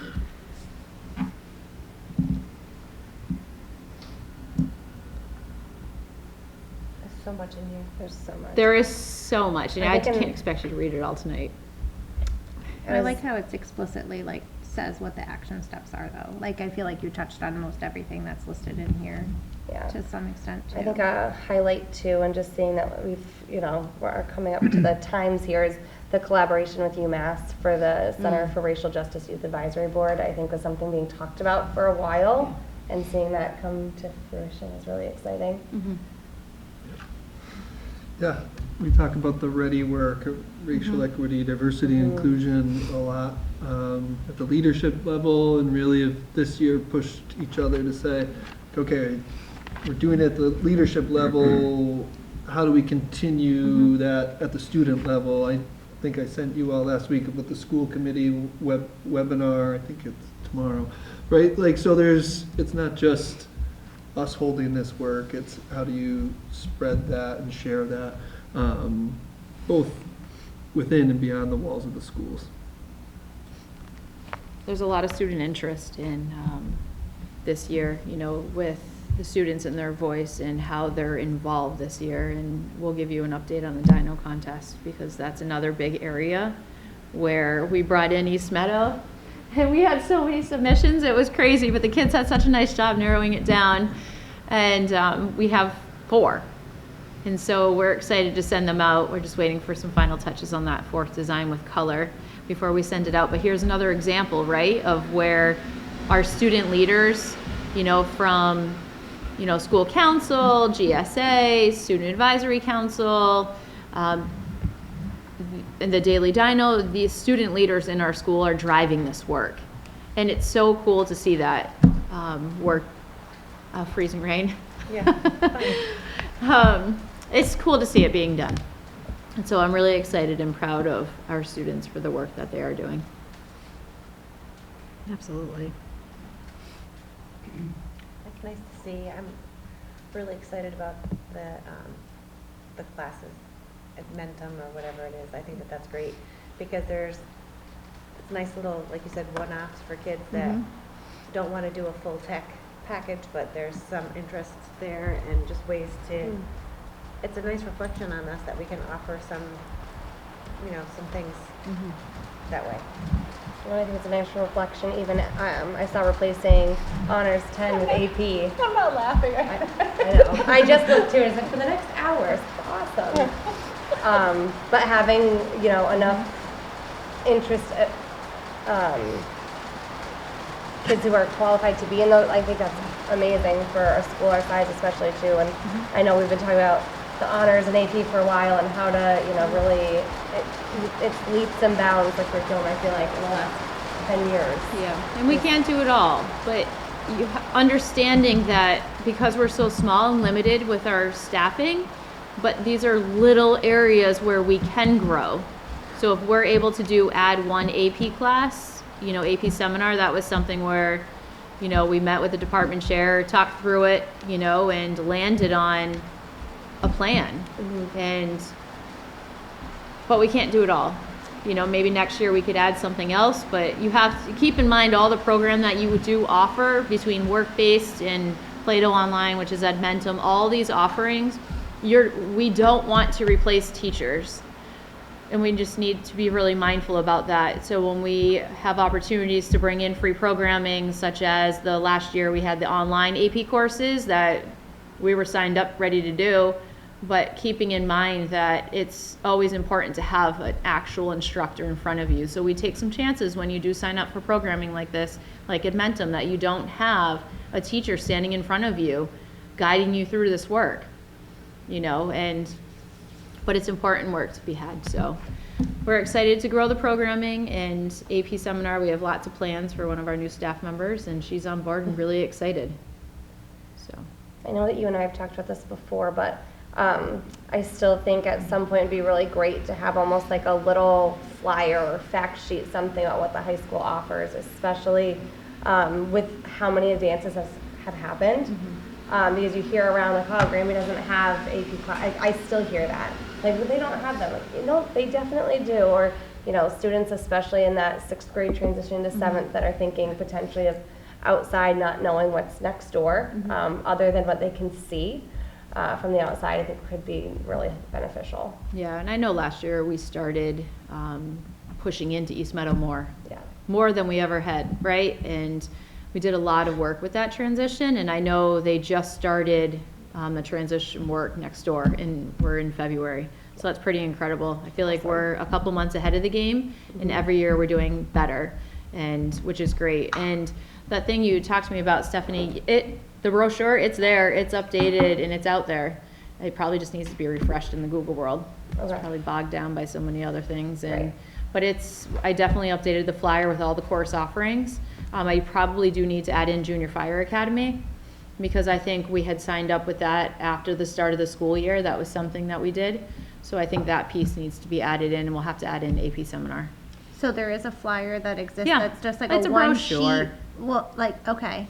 Yeah, it's a Because I brochure. would say that's definitely the thing that I hear most often too. And even like I loved hearing you talk about the changes in curriculum and how, because again, I'm in the same world with you, like that inquiry based, making it more connected to how like, because when you can connect it to how am I going to use this in life versus just rote facts or whatever and math and that, I think it kind of draws kids in too to kind of experience the learning in a different way. So I'm really excited for that too, for them. Yeah, I'll update it and make sure that brochure. And even adding like It's up there. JV And boys feel free to volleyball, share it like out with all us those- via We're running out of email. space on the Look brochure. at that. I mean, it's a good problem to have. It is, and I think this is where we could do on our website to replace the brochure, is to put Yeah. something out there that's easier, because the brochure, brochures are kind of an old thing. Older, like nobody really looks at brochures anymore. But I think like taking this and embedding it into our website, I think is really cool. And that could be images, course descriptions, and Right. yeah, Awesome. TikTok videos. I was gonna say, you can start loading them up on your Instagram. Yeah. Yes. Wherever it's going to catch the eye. Like, I was thinking when you said that, Marcus was like, how are we going to tell people about it? Like, I feel like we're always battling that. How do we get the message out there for all of us? So, Yeah, and the students, I think they have their Plus portal, and I don't even know if they're aware of this, because I don't think they all read the RAM report, but we dropped in the program of studies in the in their portal account, so they can access it. It is 70-something pages, so I'm sure it takes a while to open, but Just a little longer than the RAM report. just a little bit longer. So, but that is something that we're doing now, is dumping some of those in there, so they can access those in there. but like along the lines that Stephanie said too, sometimes it's these parents that are in 6th grade that are pondering, are they beyond what they see outside? Exactly what you said, versus making sure that it's, I mean, on the website, yes, but like how often do they go on the website, whether we throw it into the East Meadow, you know what I mean? Once we get it, PS, like if they're reading that, like trying to just get it out there, share it with us. We'll share it out on Facebook, on the local pages too, like, any way that we can Something help too, too. as part of that transition work, if they come home with that as, Yes. stuff that's, Yes. before what to they look make their for. decisions. You're too, right. You know? And like- last year, in the bottom of the RAM report, the last couple months of school, we created a class of 2028 section for incoming seventh graders, started and that was sending in. our dumping ground for all of our info for parents. And we'll likely do that again for this year, because that's where we put in, these are your course electives, these are those things that you need. I'm just wondering, like, when families would 2029. start making those decisions, though, too? Like, do we need to make sure we get ahead of the curve of when they're considering where else they might go? Like, do we know? I'll Do we start the hear? section this Friday. Yeah. That'll be It's right on easy the to curve. do. Right ahead of the curve. I know. Access to their email. Oh, I do need access to the, no, I think we rolled them over. Seems like we already rolled the 6 into the 7, so we're making great progress, so. Thank you, everyone, for your time. Thank Thank you for Thank coming. you. All right, East Meadow.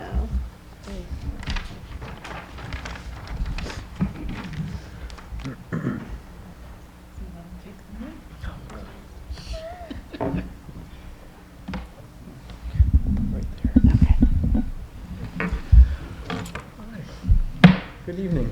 Good evening. Welcome. Thank you. I just wanted to first start off with thanking you for this opportunity to bring our school improvement plan with you and share some of the work that we're doing. I do want to say we are already very immersed in the work, and we're very excited about some of the momentum that's kind of picked up. And so similar to Ally's template, I do have to say it's a similar template, but I just got rid of the columns so they could have more room, so. I just overlooked that whole piece. Like Ally's, you may see some parallels into some of the work that the high school is doing, as both of our plans are aligned to the district plan, and so you'll see some things that look similar to what the high school's doing, but it will look different at the elementary level. And similar to the high school, we have 3 goals at East Meadow, and they are focused on curriculum, school, climate, and also looking to improve student achievement through the use of data. The first area that I'll speak to is talking about our new ELA curriculum, which the district purchased last year, and we are in implementation this year.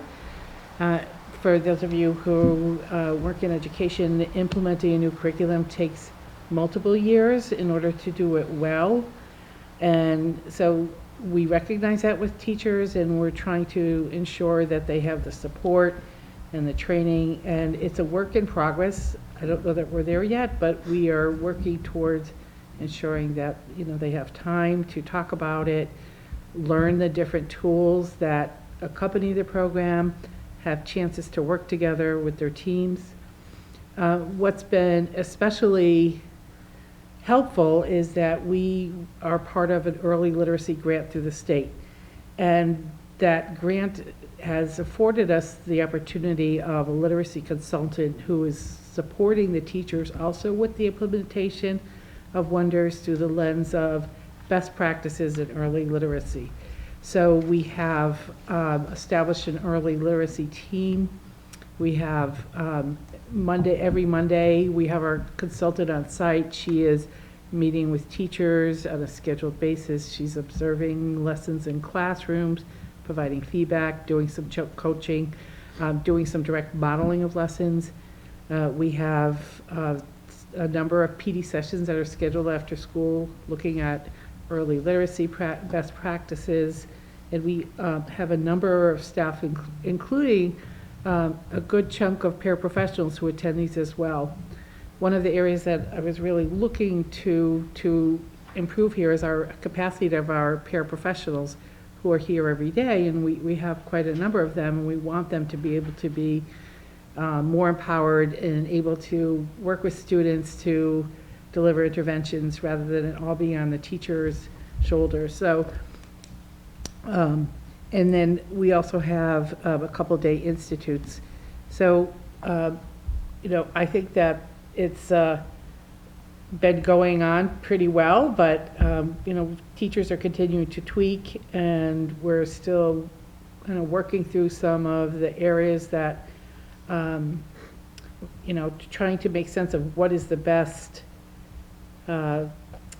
aspect of the lesson to focus on. There's quite a menu of options, and so it takes time to work through and experience for yourself, like what works best, what are the best, what's the best bang for your bucks as they're trying to get through the different lessons and prioritize what's important in relation to the Massachusetts frameworks and what they see in their own students, what they need to focus on. The second area is we are really taking a very close look at data this year. Last year was the first year that East Meadow implemented a schedule of 3 benchmark assessments, and we are continuing on with that. This year we've already gone through our first 2 cycles. The second cycle just ended, so after the first cycle, we had data team meetings, and I'm planning on setting the next cycle of data team meetings coming up. And what that looks like is teachers getting together with me, my intervention teachers, the literacy consultant, and really taking a hard look at the data and getting a sense of where they see some of the challenges, where we are seeing some celebrations. We want to make sure that we're also looking at attendance data, which is what Mr. Rosenberg and I have been doing.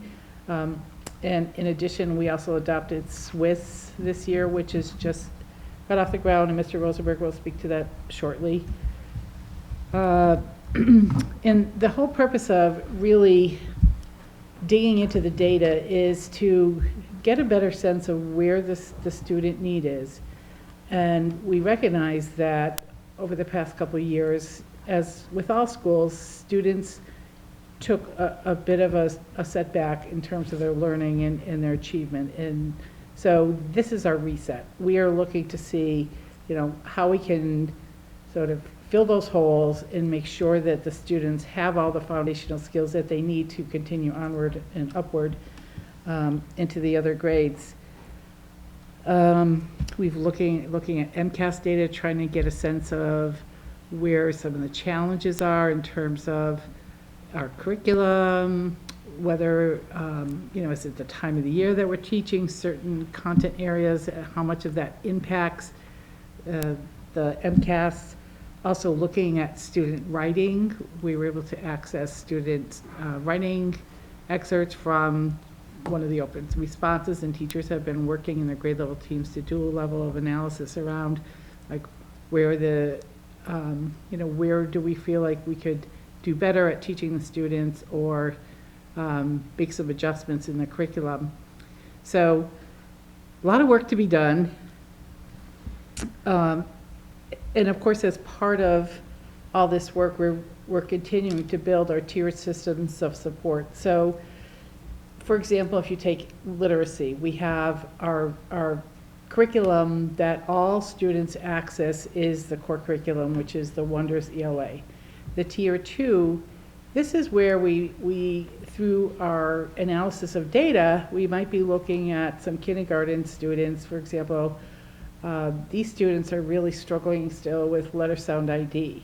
Other students may be working on reading fluency, or another group of students may be working on how to write a complete sentence or comprehension. So there's a myriad of skills that we want to be able to identify that students need help with. And fortunately, we have some platforms like the IXL and the DIBBLES that we are still unpacking to see the capacity that those programs offer. There's a huge amount of information and resources in there, and we've really just started to get into those to see how they can support the teachers. So it's exciting that we have that. Our vision is we're getting to a place where we're looking at data consistently. There's progress monitoring going on. We're really looking, teachers are looking really closely at their students. Are they growing? If they're not growing, then why? What adjustments do we need to make in our teaching? And, really trying to kind of keep on that press about being on top of them, being on top of what needs to be done, and trying to fit it all together. So one of the things we've been doing is take a very close look at staffing and looking at where we have spaces in our availability in some of our staffing if they're not working directly with a student.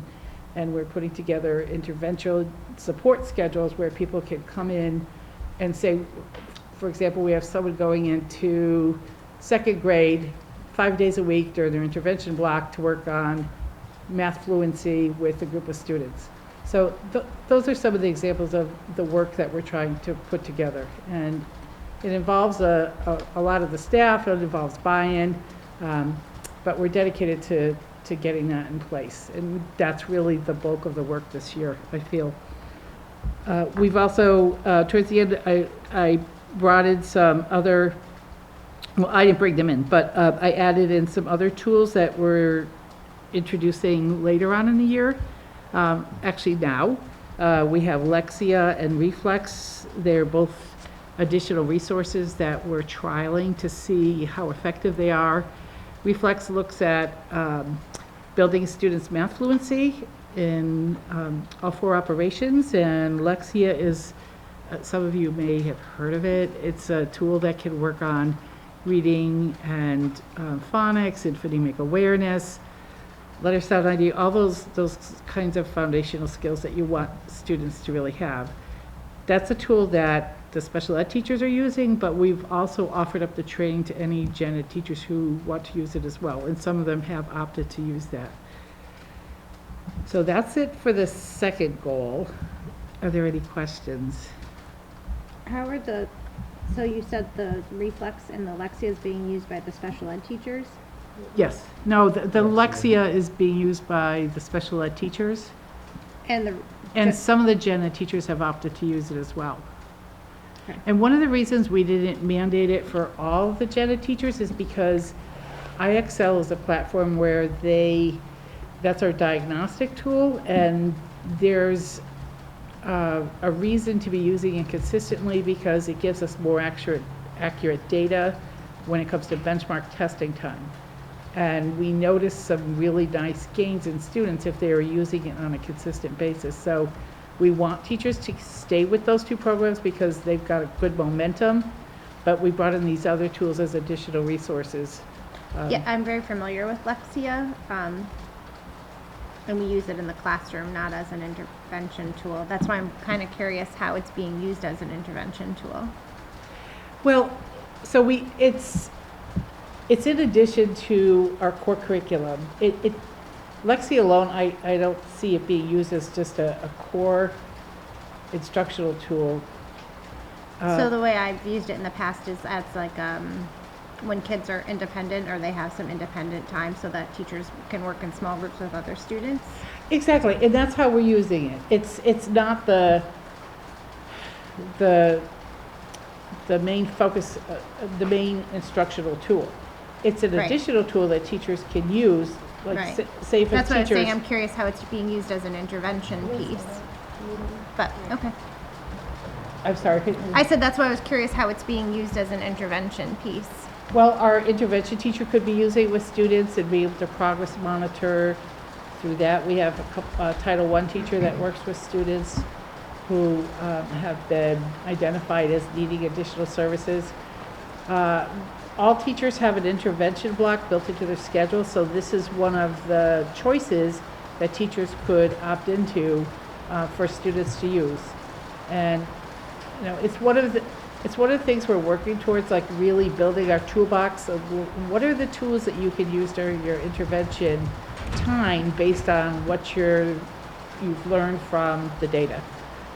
And I think it's fair to say that we're not sure yet. It's a pilot, and it only started in the last 3 or 4 weeks. Okay. So I think Neat. teachers are just getting acquainted with it, and they had training in earlier mid-January, the introduction, and it was open to everyone, but I think we were careful about not mandating it because of the lift that we're asking, introducing the Wonders curriculum. I think leadership-wise, we're still trying to find that right balance too, and saying like, here, we got this great tool, this will be great, and then teachers are like, okay, we're trying to figure out Wonders, or so, like how we find, making sure that they have those tools and opportunities, but also have the time and space to like dig into them. Yes, I see that. So Yeah. just a question, given the IXL and now, the Reflex Lexia and all the other platforms, does each grade level spend a similar amount of time using these tools, like per day, per week? There- So that, There is an expectation that has been shared with teachers about the expected time use, and it's really not as much as you would think.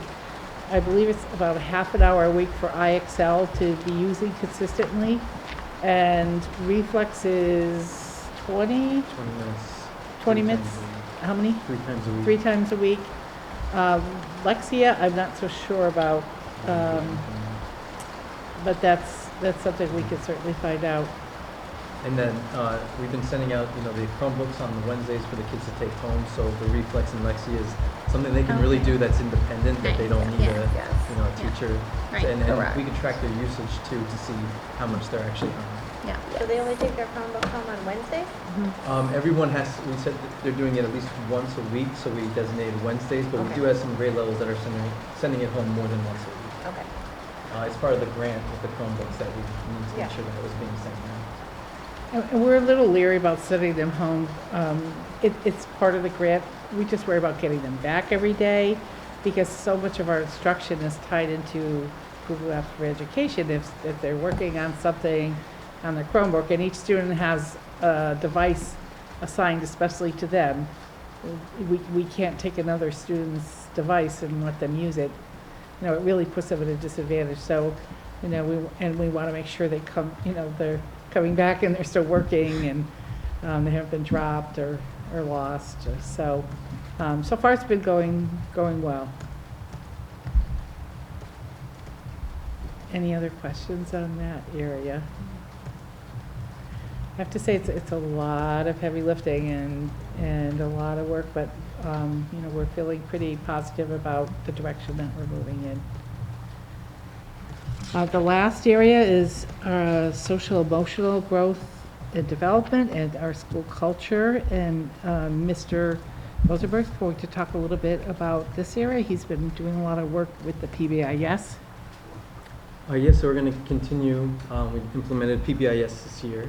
And just to give you a brief description, so PBIS is a positive behavior intervention system. So the students are getting points on a daily basis, not just from the classroom teachers, but from the special teachers, interventionists, sped teachers, paras, secretaries, custodians. Everyone has access to give students points.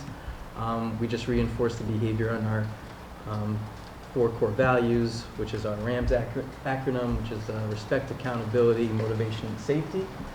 So we're reinforcing that to students every day by giving them points for good behavior. And each month they get to have a designated shopping. We have a school store. So if you're in our main lobby, you'll see that there's a bunch of prizes in there, kind of set up like an arcade. So the kids have a designated day of the month that they go on. They shop at our school store, which they use their points for. And then the following day, we come in with all the prizes, some music, and deliver it to the students. Every other month, we're doing a PBIS event. So we've seen some of you guys at the Fall Fest. Thank you for your donations for the Winter Fest. So we're continuing to, do more events. Again, something that the students have to use their points towards in order to attend.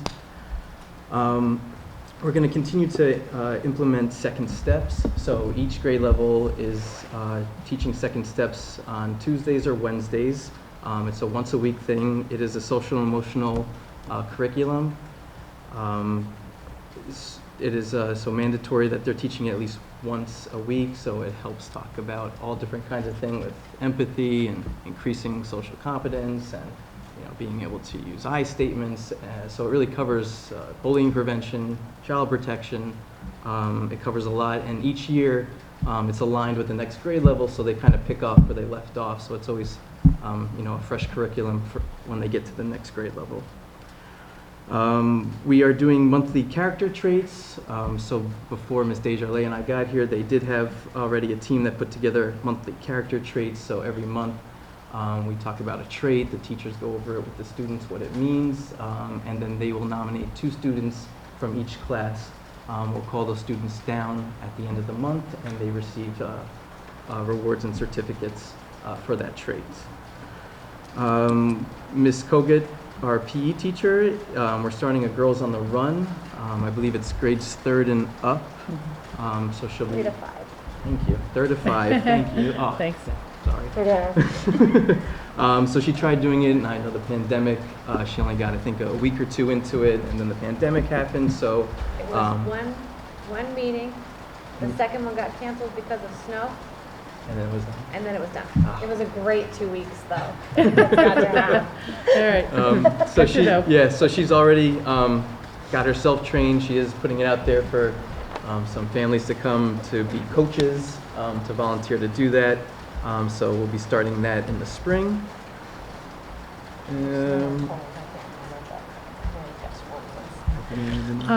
We've also, Oh, Ms. Ramsey and I are the co-chairs of the student council, which we've sort of brought back at East Meadow, and it is comprised of representatives from grades 4 through 6. We meet monthly, sometimes more than monthly, and they did a wonderful hat, glove, scarf,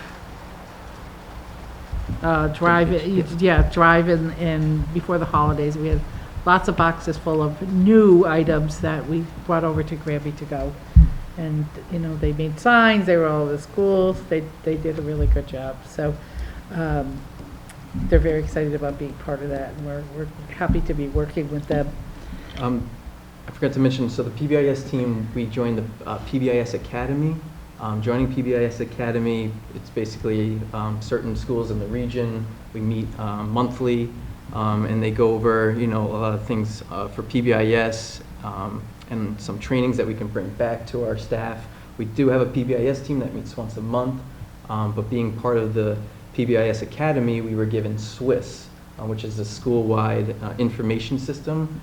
So all of our office discipline referrals get put into SWIS, and what SWIS does is it narrows it down to the time, the day of the week, where the behavior is happening, which class it's happening in, and then we look at that as a PBIS team. So we look at, for instance, recess has been quite busy, so a lot of data shows that there's a lot of behavior, challenging things at recess. So we look to do action plans based on what the data is showing. So we look to work with the high school to get more interns there, so we have some more supervision, some more structured activities. We had some fun things on the bus, so we look to get some paraprofessionals to join the buses before and after school, so there's extra supervision, so there's not just the drivers on the bus. So we look at all of our data that SWIS gives to us, and then we're making action plans based on that to support our students. I'm glad it's so fun. What's that? I'm glad it's just so fun. Yeah. Every day it's a new day. It's very exciting. And I do have to say, like the Swiss data, in addition to looking at the academic tier system supports, we're also taking a look at what our social, emotional, and behavioral, supports are, and that's something we're working to build as well.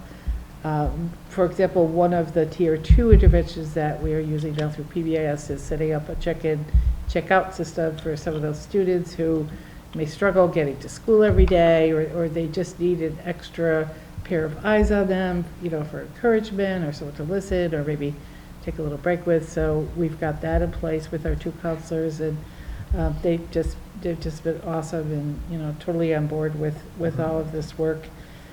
And that's additional data for us to be looking at. We haven't had the opportunity to look at it yet at our data team meetings, but it will become a component because it really paints a bigger picture of the child, and it's not only looking at academics, but, attendance and their behavior and all those other pieces that kind of make it so complicated sometimes to determine the best course of action for students. So we're trying to really work towards getting that set up as well. One of the, one of the great things about being so close to the high school is the high school internship program. And that, I think, has really been such a wonderful addition to our community this year. We have high school volunteers coming over, interns all day, and the kids absolutely love them. They are such great students to begin with, and then they come over and they're working with our little ones, and they really look up to them, and they've been instrumental in really helping with some of the playground challenges by setting up organized games with rules and some consistency around there, so we're not having some of those crying meltdowns when they can't agree on how to play a game. So building those partnerships, we feel like, is really another piece of building our school culture and our climate and just making those connections. We've seen a nice growth in, and this was totally organic for the teachers, and teachers starting to build cross-grade level partnerships where they're visiting each other's classrooms. So on the 100th day, we had 4th graders going to kindergarten and, other grades going to visit other classrooms. And it was just wonderful to see, because they're so excited and they have so much to offer to each other. So we're hoping to see that continue, and we'll encourage and foster that too, because I'd like to see every class engaged and having another classroom buddy partner that they can connect with, even if it's on a monthly basis, just to keep that going. And then, just the school events that we're trying to put into place. We had the 100th day. Next week, on Tuesday, we have Folkville writer in residence for the day, doing several different assemblies that are grade level appropriate, and then working with classrooms. And last night we met with PTO to talk about field trips, because we recognize that there's been many years that children have not been on field trips, and we've heard from them over and over again, they want field trips.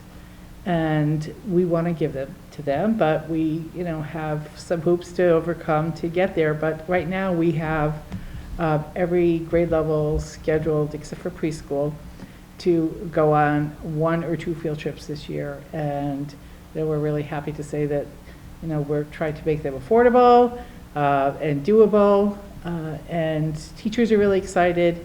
And so I think that's a whole other aspect of kind of getting back to normal for schools. And having those extensions or those experiences, sometimes kids don't get to those places for lots of different reasons. Everyone's busy, or it's just may not be something that their family's interested in. But by providing those opportunities, it really, I think it enriches all of their learning and what they take away from school. So that is our school improvement plan. Do you have any questions, or is there anything you feel like should be in there that's not? I was just curious, is school council back up and running? I know that it took a little Yes. break last year. Okay, it is. Yeah, oh yeah, they're back up and running. We're trying to figure out a date next week where everyone can attend. That's the challenge of everyone's busy, and Of course. sometimes we have to have a meeting and not everyone can make it, but I'm also trying to provide a Google Meet link, so if people can't come in person, they can meet virtually. That's great. And we've had several meetings this year, so. Awesome. That's terrific. Any other questions? Excellent, thank you so much. A lot of Okay. great information. All right, thank you. Thank you. I think we're gonna go see what the freezing rain looks Yeah, like. drive carefully. Marcus Yes. said it is in detail, so be super careful Okay, driving. all right, you all as well.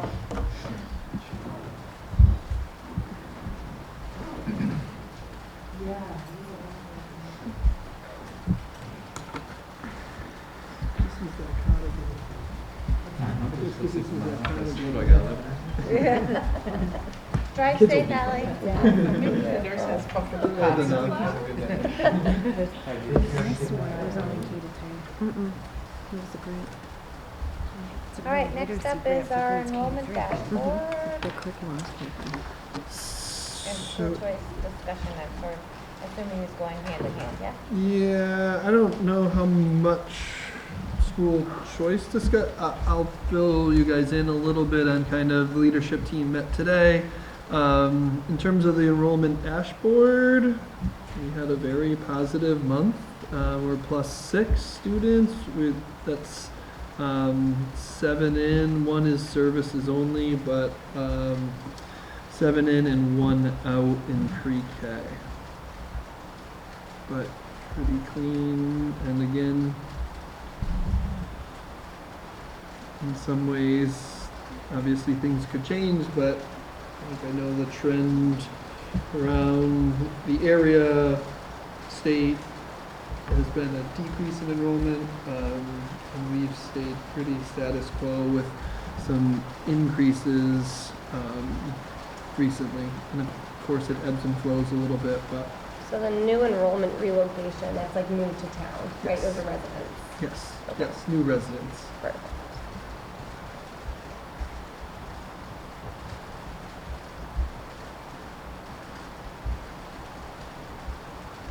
It was nice to see the numbers going up, overall.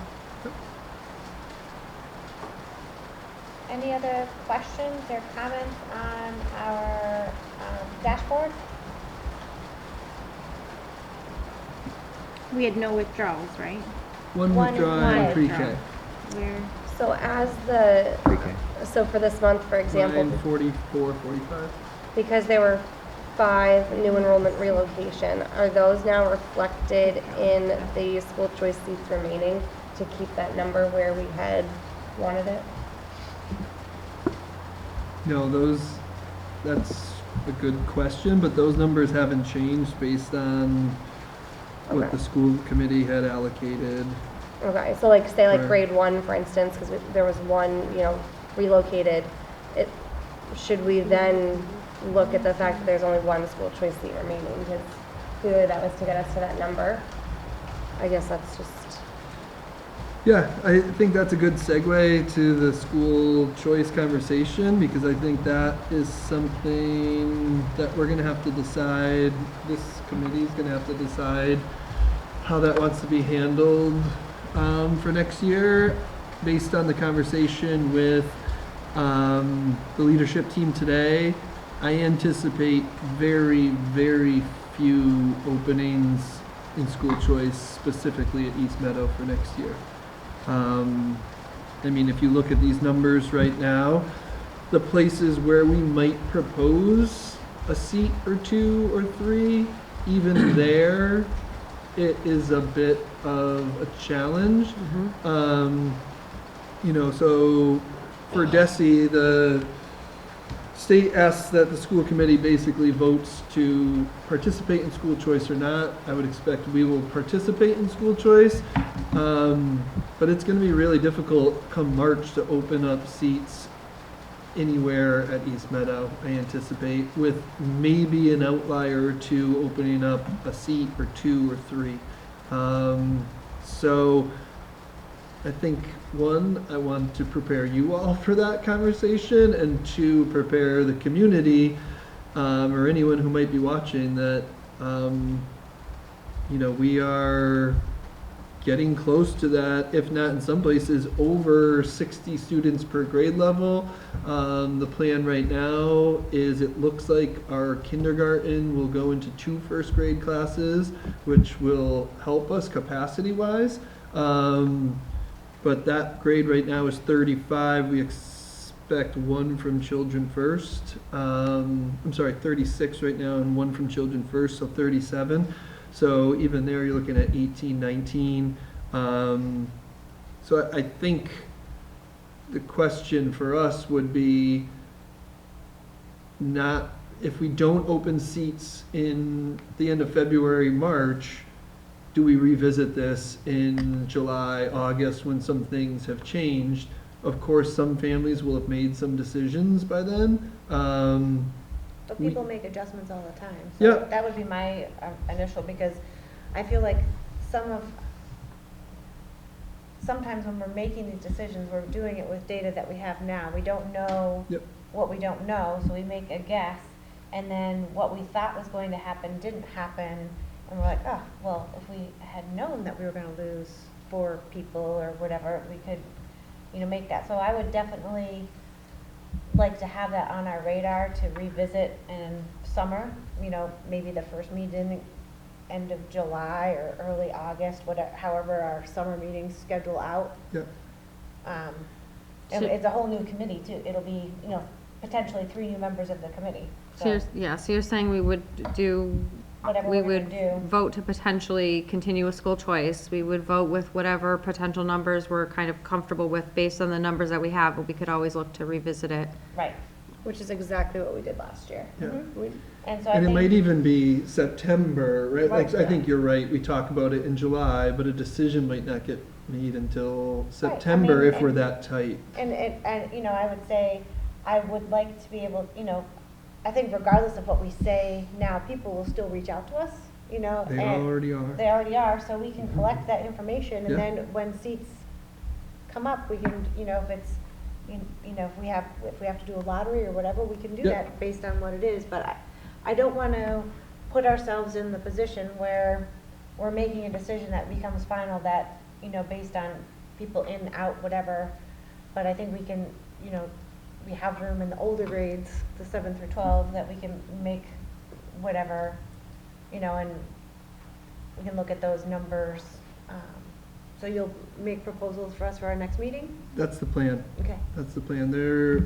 We gave both principals some feedback at our operational meeting this afternoon based on numbers that they were thinking about. I'll follow up with both principals individually about the numbers that they're requesting, and then we'll put something together for the 28th.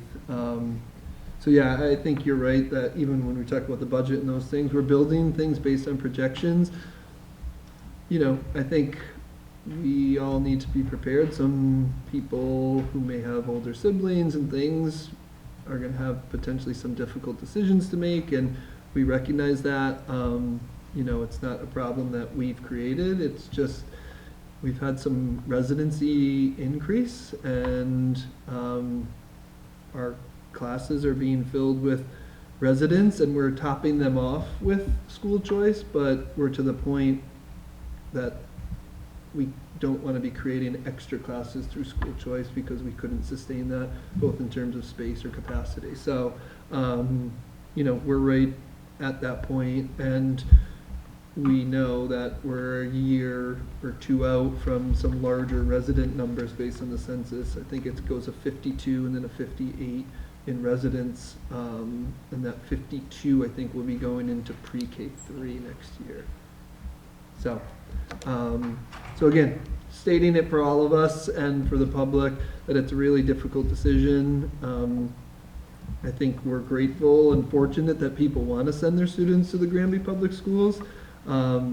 Unfortunately, it doesn't look like we'll be able to accept everybody, certainly, and in some places it will be potentially no students at grade And I levels. don't think that's unusual, it's not unique to Granby for sure.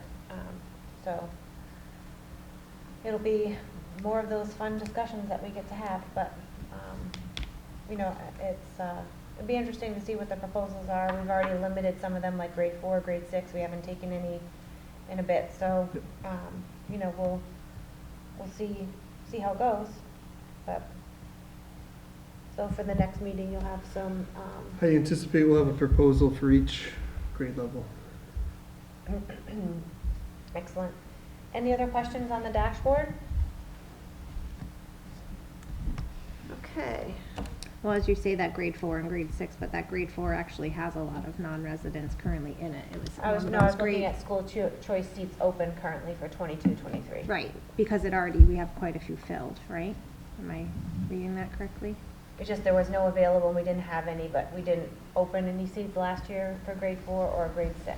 I think that's a grade that you've had your eye on for a while, right? I think that is potentially what we had talked about avoiding with this group is opening up too many seats that created Right. another classroom. All right. Superintendent's report.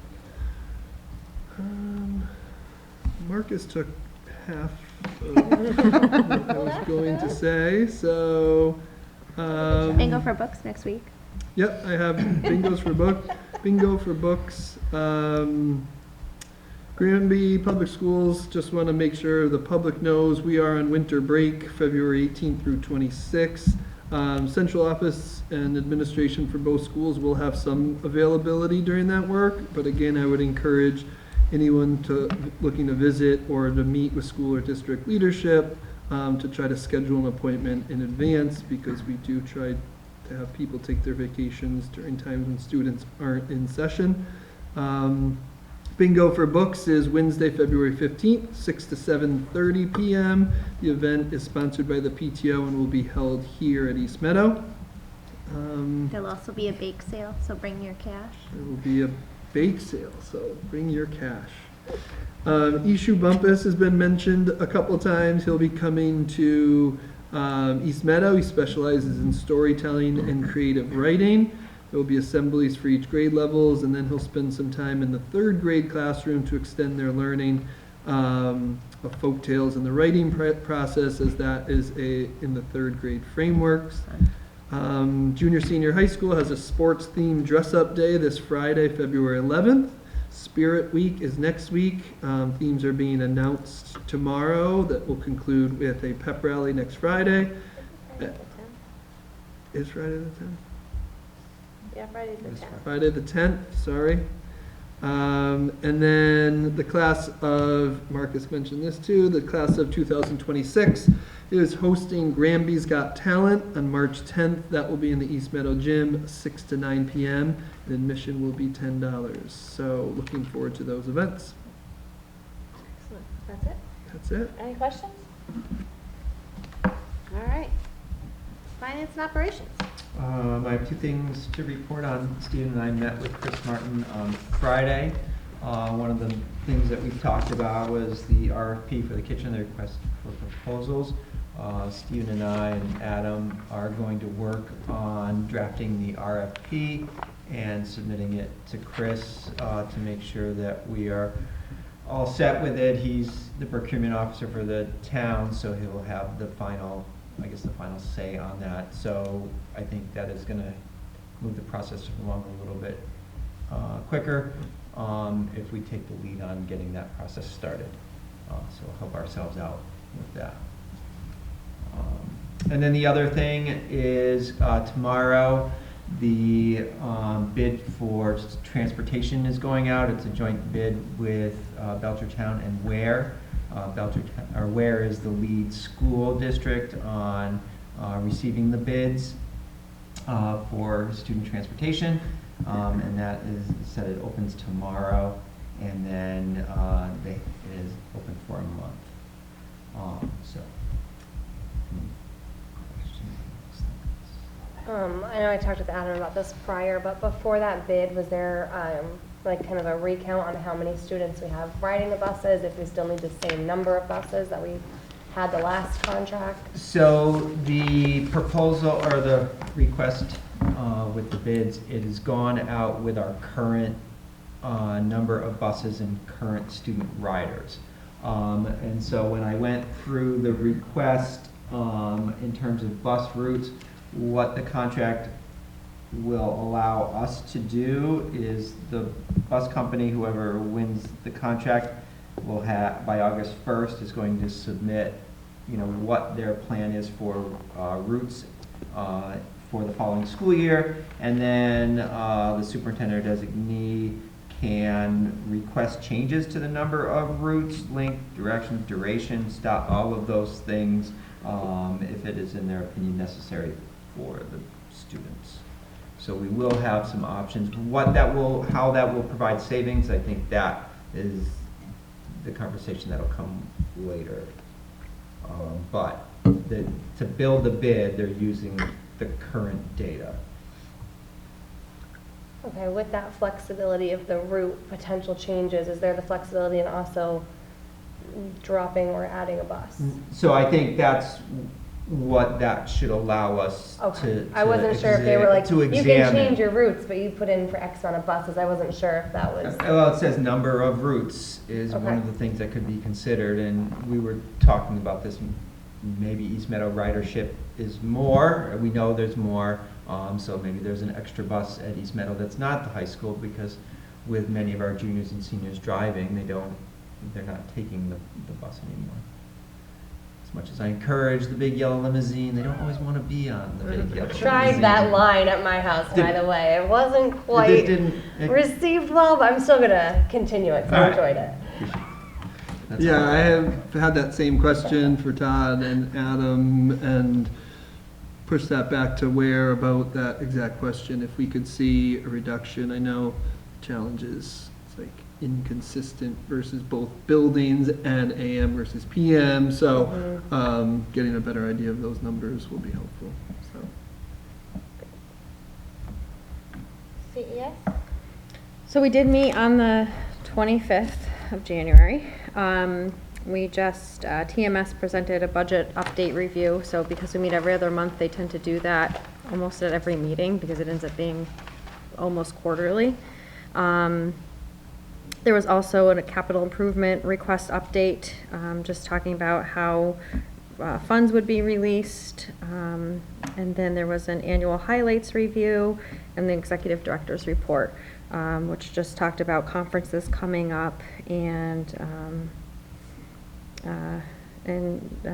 Todd Gaza talked about his radio podcast too, that he was doing, in case anyone is interested in that, which was, I didn't realize he did it, so it was kind of interesting to hear about. So that's what we covered in the last meeting. Excellent. All right, so now we're to adjourning to the work groups, and I didn't realize when we scheduled this that I'm on both that are scheduled. So we have budget and finance and onboarding. I know that there's probably a lot, is there a lot that we should be discussing for budget and finance? Okay, so we should, Couple things, but I don't think it'll take too long. is it necessary to have it there, or is it something that ties to what we're going to talk about in executive session? I think the main thing for me is scheduling some dates, so when the governor's budget comes out, that we could send it to finance committee, select board, and Okay, try so to we have should- those. We should meet then. And then we have onboarding with me and George. Yeah, are you okay if we push that to the next one? I'll manage it. Well, the other thing is we could also post a separate meeting and try to find a time where we can get together and maybe meet in Stephen's office or something, if Okay. you're ever available during the day. I'm on nights in a few weeks, so probably, yeah. Okay, so maybe it can line up when you're on nights, when I'm on an off Friday, and we could do it, and maybe we could hijack some time in your office? Yeah, of course. All right, so are you okay with that? I don't want to keep pushing it off, but. Yeah, no, it's fine. As long as it's not 8 in the morning when I'm on night, it's fine. No, please, when I'm on an off Friday, I am not functioning at 8 in the morning, not until I have my tea. Okay, so we'll adjourn to work groups. It's 8:50. Do you think we can be done by 9:15? Yes. Okay, and then we'll continue, so. All right, we'll be back at 9:15. All right, so we had a brief budget and finance committee meeting, and Stephen's going to reach out to Chris and John and try to get us some meetings so that we can hold to the dates that we've already established for public forum and public hearing. And it looks like the governor's budget won't be out until March 1st, so it's going to be a tough timeline, but they're working on it in the school, so I think, we'll do the best we can. And we will touch base about onboarding, and we'll have it on for the next work group if we can, if we don't need to have budget and finance. If not, I think it might just make sense to have that be a separate meeting. Especially this time of year. If there's nothing else, do we have anything for the agenda for next time?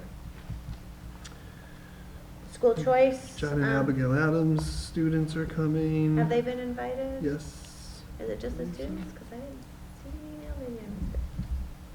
I believe that they've all been invited. Okay. I will confirm. And the Project 351 students are coming to that as well.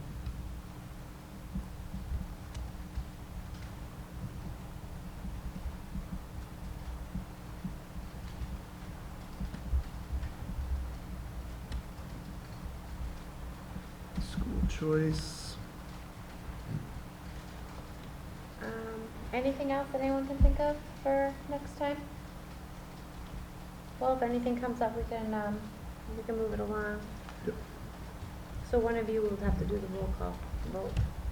Okay. We're going to vote to enter into executive session under Massachusetts General Law, Chapter 30A, Section 21, Part A3, to discuss strategy with regard to collective bargaining, as doing so in an open session may have a detrimental effect on the bargaining position of the committee. The committee will not return to open session. Ms. Bartos? Aye? Ms. Parent? Aye. Ms. Shudak? Yes. Ms. Pelletier? Aye. Mr. Belkey? Aye. Thanks, everyone. Have a good night.